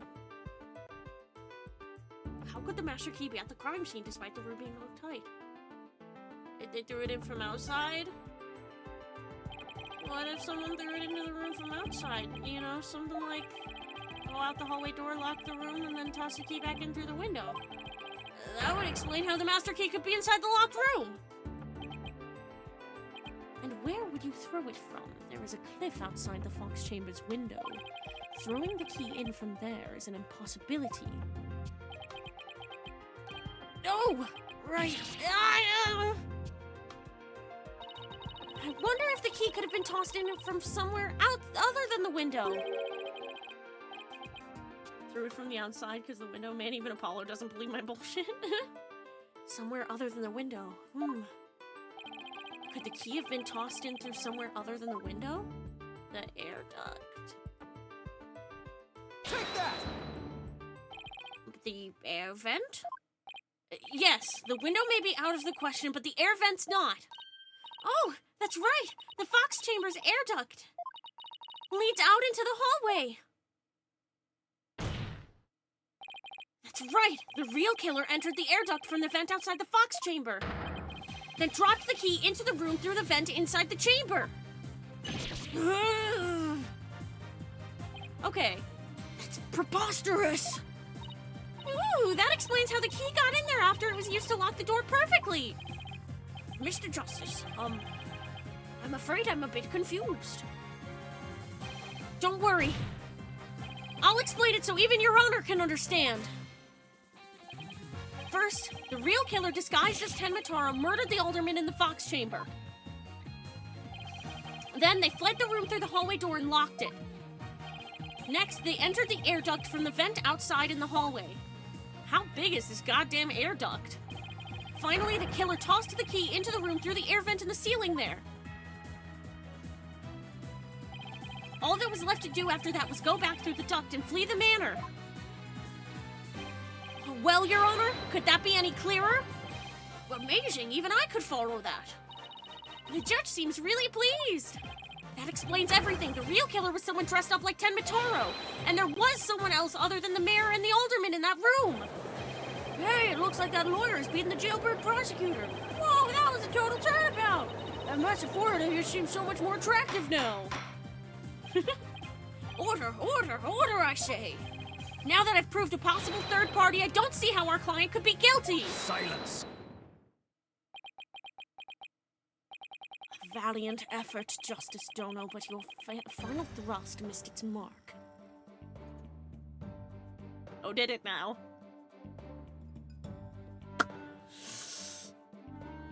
Let me text you something real quick, love.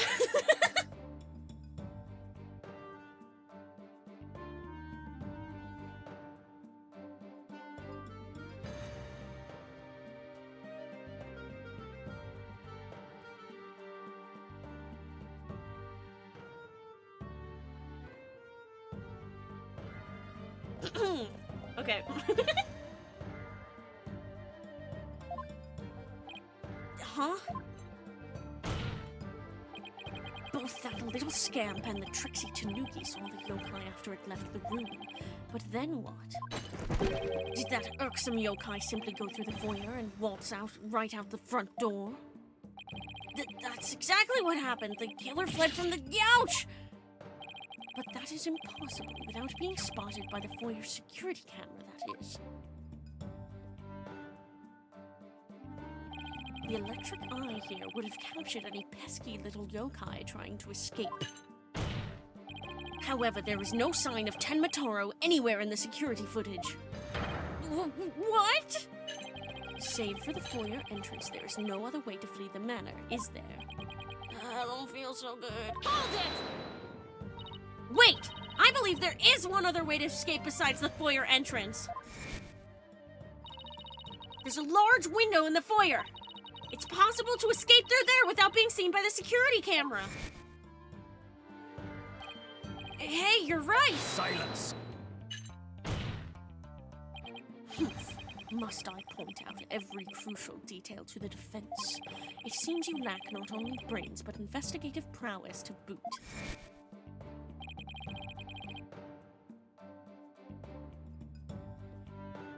Foyer. Listen, I've heard it pronounced both ways. Simon would probably... Yeah, okay, I got it.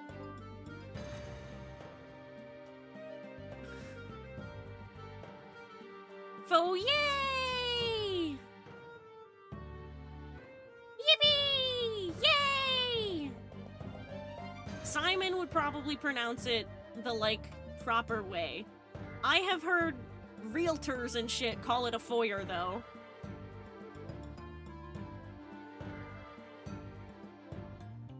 That is the foyer. I think there's a nice spice to Athena saying foyer versus Simon saying foyer. Yeah, true. That is the cliffside of the manor. The only killer escaping that way would be a dead one. No! Wait, so the killer didn't escape out of the foyer window? What the heck, right? I suppose your next proposal is the killer sprouted wings and flew off into the sunset. That would mean the killer really was a yokai. If only we had some sort of evidence that could point to a flying killer. Who's saying we don't? As completely far-fetched as it might be. What? You're saying you can prove the killer could fly? Look at Athena's sassy little stance. Whoa, I thought I was the one with the cords of steel. I think Athena says foyer because she speaks French, but Apollo definitely says foyer. This is true, this is true. Oh, I can't wait to hear this. Your Honor? What evidence do you have that the killer flew away? This. Take that! Take a look at this special edition paper. Tenmataro, Real or Flight of Fancy. What does this article... Oh, Tenmataro, Real or Flight of Fancy. What does this article prove, Mr. Justice? The photo in that article was taken shortly after the murder.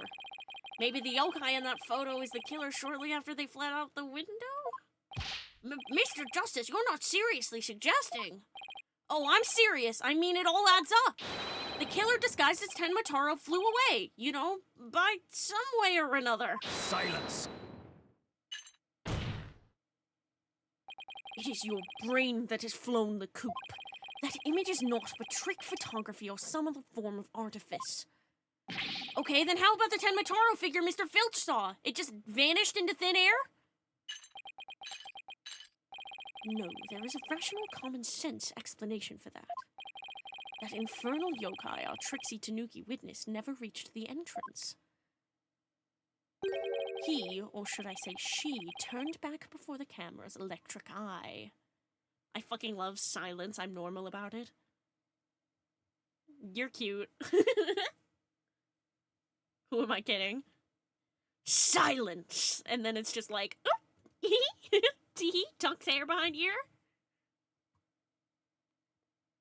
She turned back before the camera's electric eye. She? I don't like where this is going one bit. Now, the fact that we know the yokai had come from the Fox Chamber means that it was likely either Mayor Damien Tenma or his daughter Jinxie Tenma. However, we know that Mayor Tenma was already unconscious at that time. Oh, not good at all. I'm a gay little freak. You're my gay little freak. Do you understand the gravity of the situation now, Justice Dono? The falsified yokai remnants and the appearance of Tenmataro were the work of one individual. And that individual is none other than Jinxie Tenma. I am a gay-ass motherfucker, but but I am a straight frat bro next to y'all.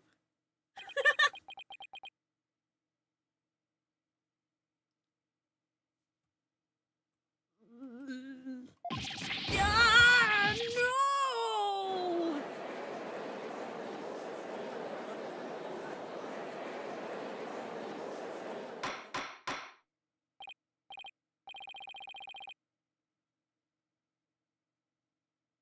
I knew he was gonna accuse her. Fuck. Yeah.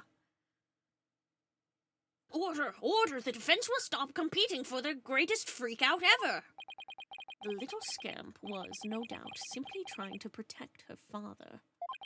And it's no wonder that her superstitious mind conjured up this mad masquerade. Prosecutor Blackwell's assertion makes perfect sense to me. It's far more convincing than saying the killer escaped by flying out of the window. Humph. Did you truly believe this could end any other way? Did we fall right into his trap? What do we do now, Apollo?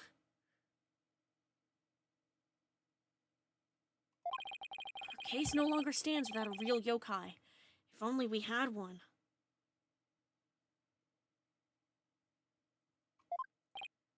Bailiff, seize her. It is time I interrogated her at as the samurai of yore would.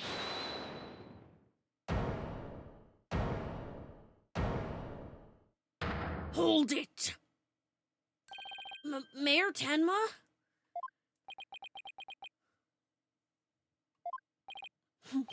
This farce is over. How does it feel seeing your own daughter accused of a cover-up most foul? Tenma Taro's true identity is... Now, Mr. Mayor, it would be futile at this point to claim you were the yokai. After all, you had been knocked out cold by a blow to the skull. Of course, he wouldn't stand for his daughter getting accused. I love him! Slipping into a yokai costume and roaming about the manor would be all but impossible. Consider this well. As it stands, your daughter will be arrested for obstruction of justice. But if you confess, the prosecution would be willing to overlook her little yokai farce. Confess? The defendant intends to confess? Wait! Apollo! Prosecutor Blackwell's up to his mind games again! Mayor Tenma, no! Don't fall for his twisted words! If you're sent away for murder, Jinxie will be left all alone! The real killer is... Mayor Tenma's going to confess unless we do something! But I can't prove how the real killer could have flown away. Caw, caw, caw! Look upon me and despair, for ripe is the time for my return! Uh-oh, I should watch what I wish for.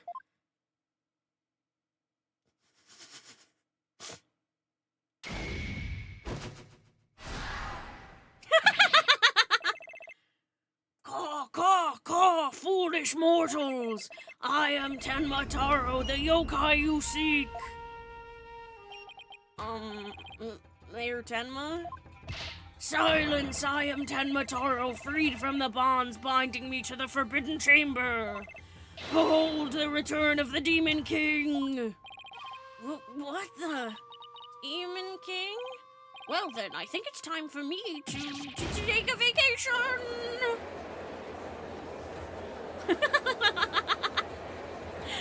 Oh, I love him! Oh, I love him. The witness will, he will explain himself.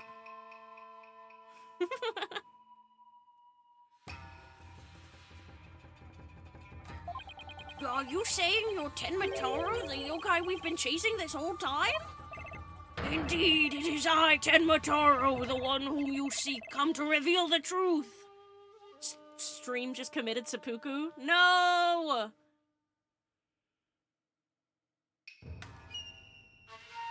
Fuck. Come on, Stream. Stay with me, Stream. Come on, Stream. Come back to me. music good as hell.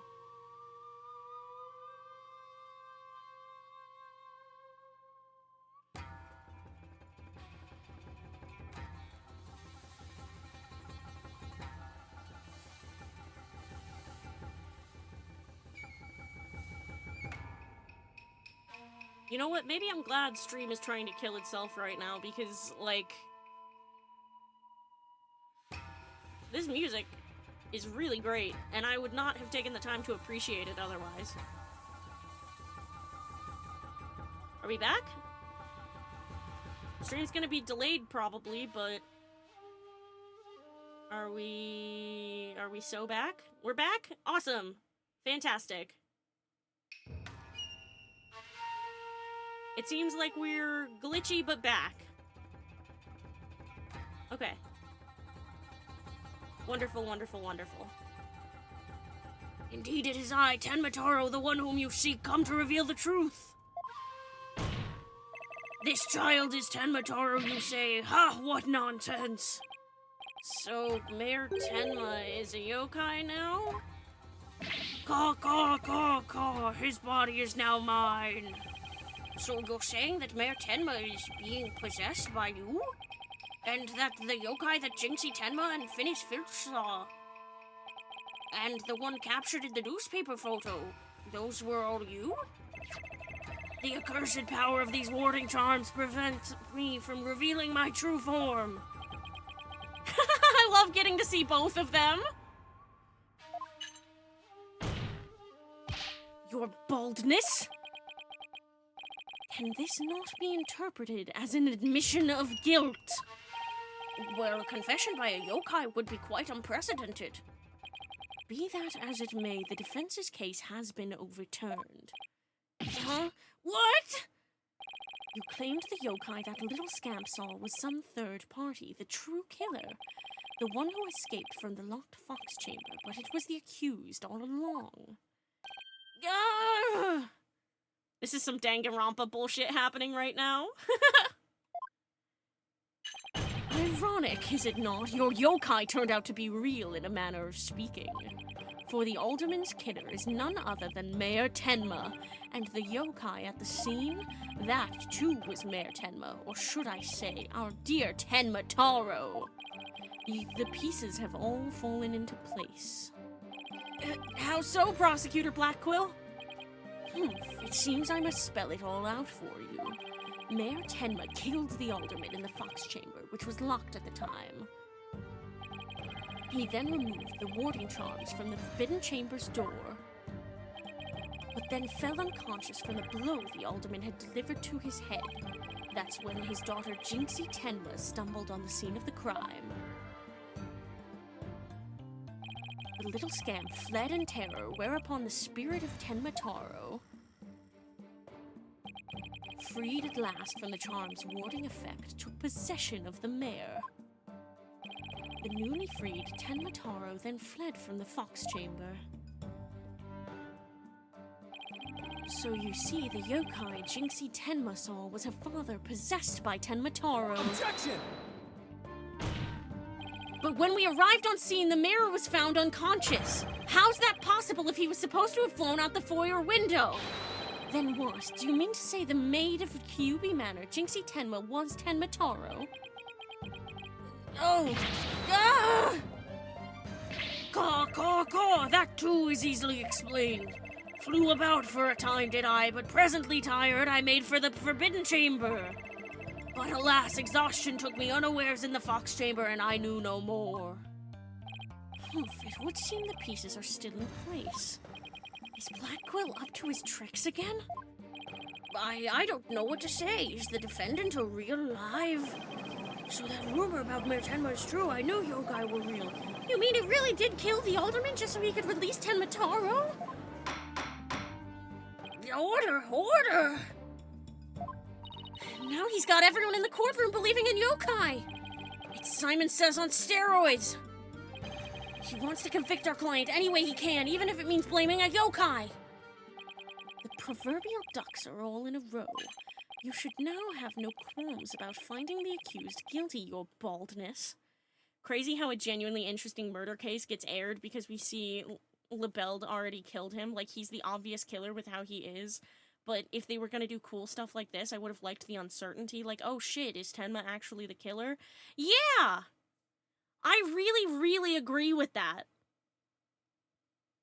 Like, if we just didn't have that opening cinematic, this would be way more interesting.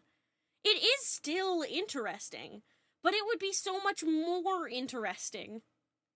Like, if we started out sort of, like, having no idea who did it, and then it's like, who's this fucking LaBelle guy? And why is he acting so suspicious? Like, oh, this guy's probably the killer, but then it's like, oh, Mayor Tenma's confessing, like, what if this is what happened? And then it's like, we would have to work harder to prove to ourselves as well that LaBelle is the killer, but no. We just get to see who did it.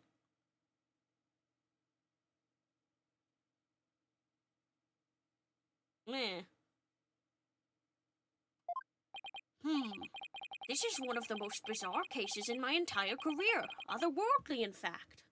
Like, come on, man, just get to the point where we cross-examine him on the next day. Yeah! It kind of makes the investigation feel a lot cheaper.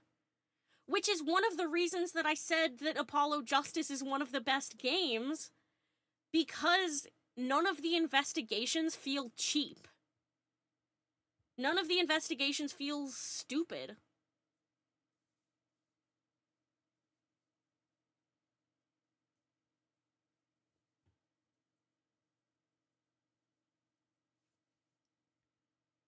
I mean, I think the same can be said for Trials and Tribulations, because I don't remember Trials and Tribulations showing us who did it. So I don't know why they returned to that for this game. Like, I don't know. I don't really get it. Can yokai even be prosecuted under our legal system? Objection! Mayor Tenma is just pretending to be Tenma Taro to protect his daughter. Plus, I already proved how a third party could have escaped from the locked room. A verdict at this point would be premature. Since both sides have raised valid points, I've no choice but to... Silence! This is the dark age of law, where defense attorneys are not to be trusted. This is but a ploy to gain time for them to fabricate evidence. How will I sleep tonight? Knowing you will not let the sun rise on the mayor's day of reckoning, Justice Dono. Objection! I won't fabricate any evidence! Silence! Then prove it by joining me. A night in the clink will ensure you will not succumb to temptation. How about I just promise not to succumb to anything? We have both evidence and a confession. The killer is this yokai before us. It is beyond dispute. A guilty verdict is all but... What's wrong with him?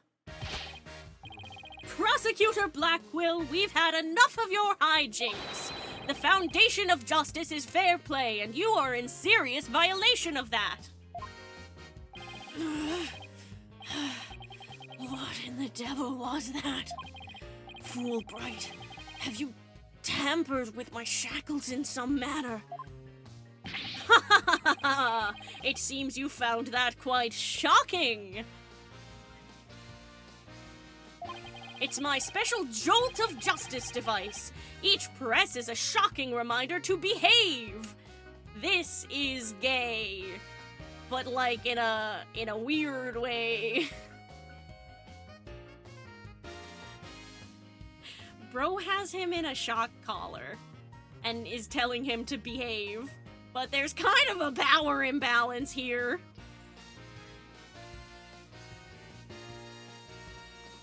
I don't know how I feel about Blackquill so far.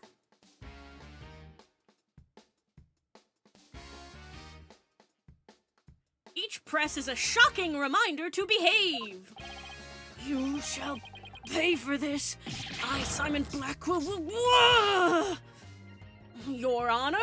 You need not fear now. I believe Prosecutor Blackquill will remain on his best behavior.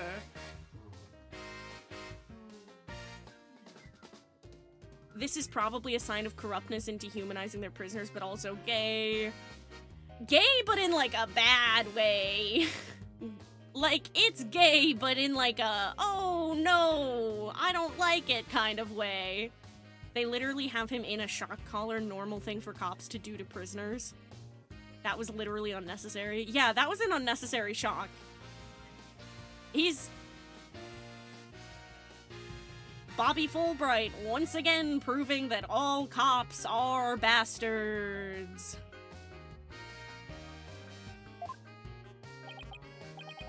A bit late with the reassurances, aren't we, Detective?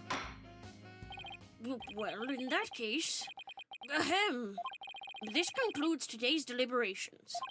The prosecution and defense will use this opportunity to further their investigations. This court is adjourned. Gay as fuck of Simon to be like, Justice Dono, come spend the night with me. Normal, cool guy who's so fun and cute, except when he's electrocuting that man. Yeah. Don't know how to feel about that. He's so silly! And then he's electrocuting a prisoner who has no hope of, like, defending himself. I mean, he has a sword, but, like, he literally cannot take off the shackles. Like, he can't. Let's return to the games menu.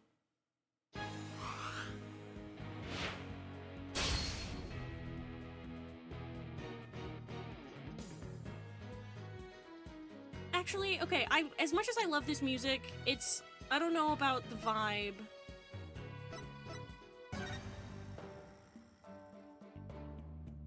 Let's do this one. Since we get our introduction to Simon in this one. I like this chapter so far. I like this chapter too. Haha, chapter 2. He cannot escape, he cannot say no, he cannot get out of it, he cannot escape Fulbright. Normal dynamic. Yeah.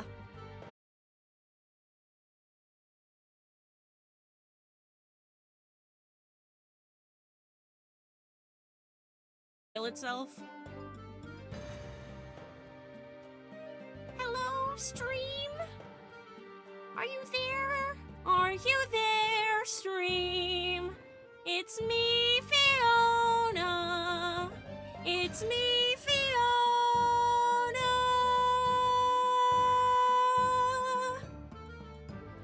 Now I know stream will appear. 'Cause there are rules and there are strictures. Okay. The Phoenix Wright trilogy took their time to develop their main characters, while here there's just new ones left and right to develop. Yeah. Yeah. That's something I'm not necessarily enjoying so far, but I do like this chapter so far.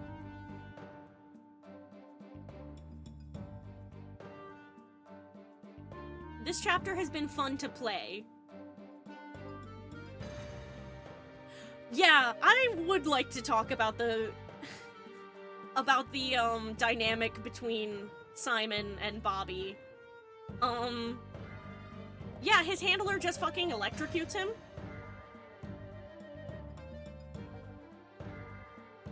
Super normal. They have a shock collar on him, and they can shock him for misbehaving, and it's up to Bobby's discretion.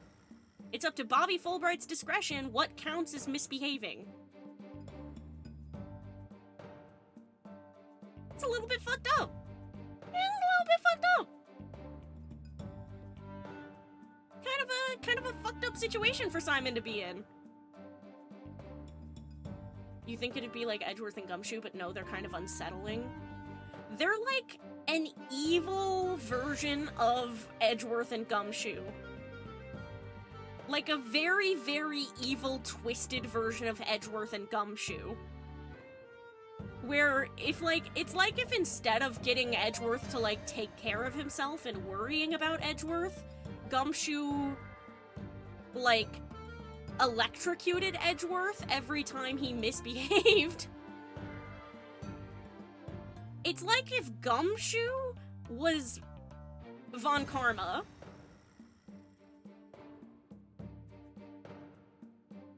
But gay.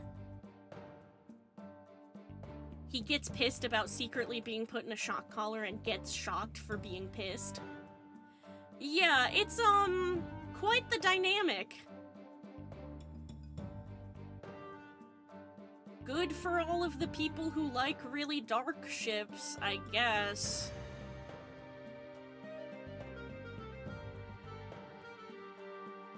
Good for you guys. I'm, like, actively cringing.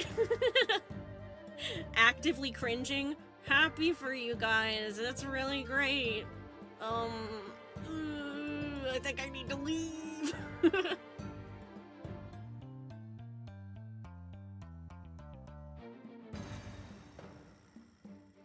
He literally does get shocked for saying, like, I'll make you pay for secretly putting a shock collar on me.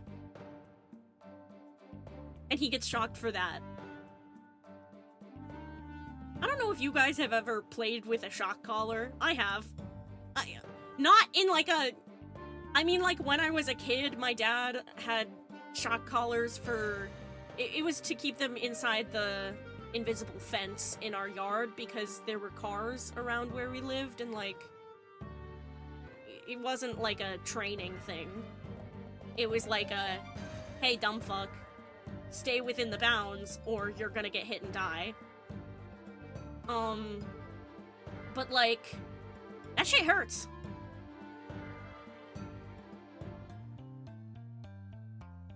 That shit does not feel good. I mean, have you ever... I was always so scared of electrocution stuff. Have you ever even, like, played with one of those prank pens where it's like, it shocks you, quote, quote? Like, but it doesn't actually shock you, it just vibrates really hard, but it almost feels like an electric shock? Like those hand buzzers and stuff like that? Imagine that, but you're getting that through your whole body. And it's actual electrocution. And you are Simon Blackquill, and you just said, what the fuck did you fucking put a shock collar on me? My classmate in second grade had that, in grade 2 had that and got it taken away. Yeah, that makes sense. Yeah, what an interesting dynamic. Being electrocuted is not nice at all. Yeah. I'm kind of side-eyeing the Black Quill, or the Bright Quill shippers. Love when a guy's autonomy is taken away from him. That's probably the appeal of the ship, that it is fucked up, and people like dark stuff like that sometimes. And you know what? I'm not here to yuck people's yums. I can't judge people, but I can express personal discomfort with certain dynamics. You know, people can do whatever they want forever. It's, you know, you can do whatever you want forever, beat that old man to death and, like, fucking make him cry, whatever. But, like,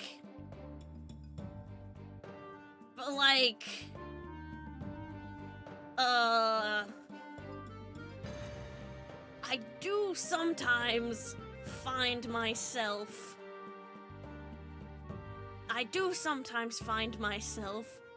side-eyeing some people who delight in certain things. But that, like, it doesn't necessarily mean that they're, like, a bad person who does bad stuff in real life, you know? But it does mean that I'm probably not gonna gel with them.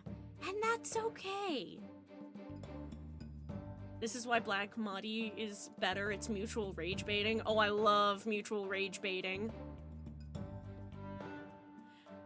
You know what, Bright Quill gives me so far? It kind of gives me, like, Alternian. Not to bring everything back to Homestuck, but it gives me, like...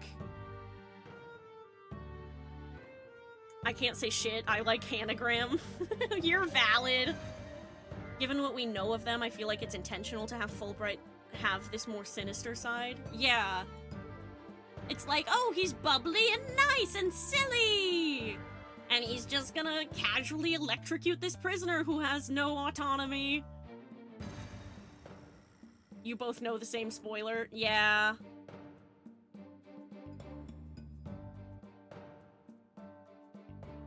Yeah. I don't know many details about the spoiler, though. But, like... You know, I'm trying not to, like, say stuff on stream. Just in case, like, anybody else doesn't know who ends up watching or something like that. I'm really disappointed that I got spoiled on it, by the way, because, like, Beloved can attest, my first time watching somebody else play this game, I was like, oh, I fucking love Fulbright. Gay chicken, but for spoilers. But yeah, I was like, oh, I fucking love Bobby Fulbright. He's so me for real.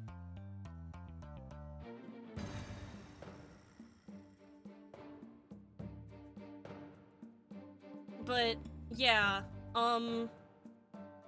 yeah. Just, what an interesting dynamic they have going on. Definitely doesn't have any vibes or implications. None at all. Regardless of that... Sorry, it just made me think of the thing from the guy who didn't like musicals. You have to think about the implications, Emma! I didn't think about the implications! But, aside from that, I really, really like this case so far. I did get spoiled a lot, so I'm glad stuff like Iris and Apollo and Trucy's sibling stuff didn't get to me. Yeah, yeah.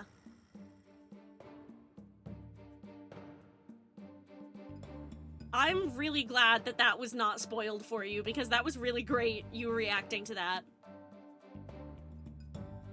Aside from that, I really like this case, and I really love Mayor Tenma. I love Jinxie, she's just my nervous little baby.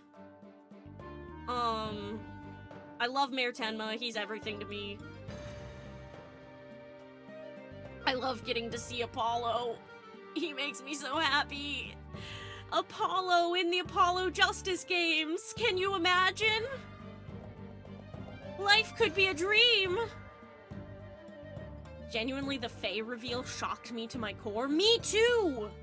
I knew that there was something about a girl named Iris because I had vague spoilers, very, very, very vague, like, non-specific spoilers about there being a girl named Iris in Phoenix's past from a fic I read once. But, aside from that, I didn't know anything, and that made everything about the end of Trials and Tribulations fucking crazy and incredible and so fun to react to. Mayor Tenma is one of my fave defendants, up there with Ron and Matt. That's so valid. Matt on Guard was such an interesting critter. I really liked The Killer, honestly, as like an antagonist. Very cool. Very cool double antagonist in that game. Oh shit!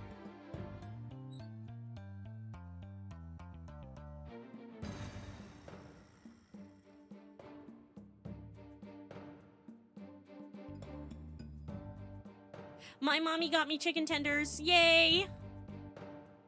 Okay. Let's find somebody to raid, huh?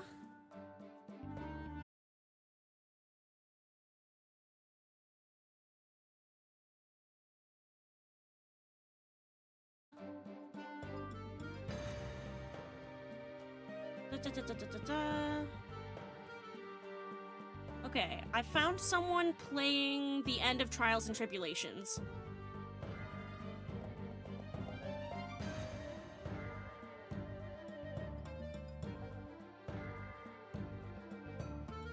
Okay, let's raid this person. Really cool VTuber design. Let's go. Thank you guys so much for coming out. I really appreciate it. Have a wonderful night, my star children.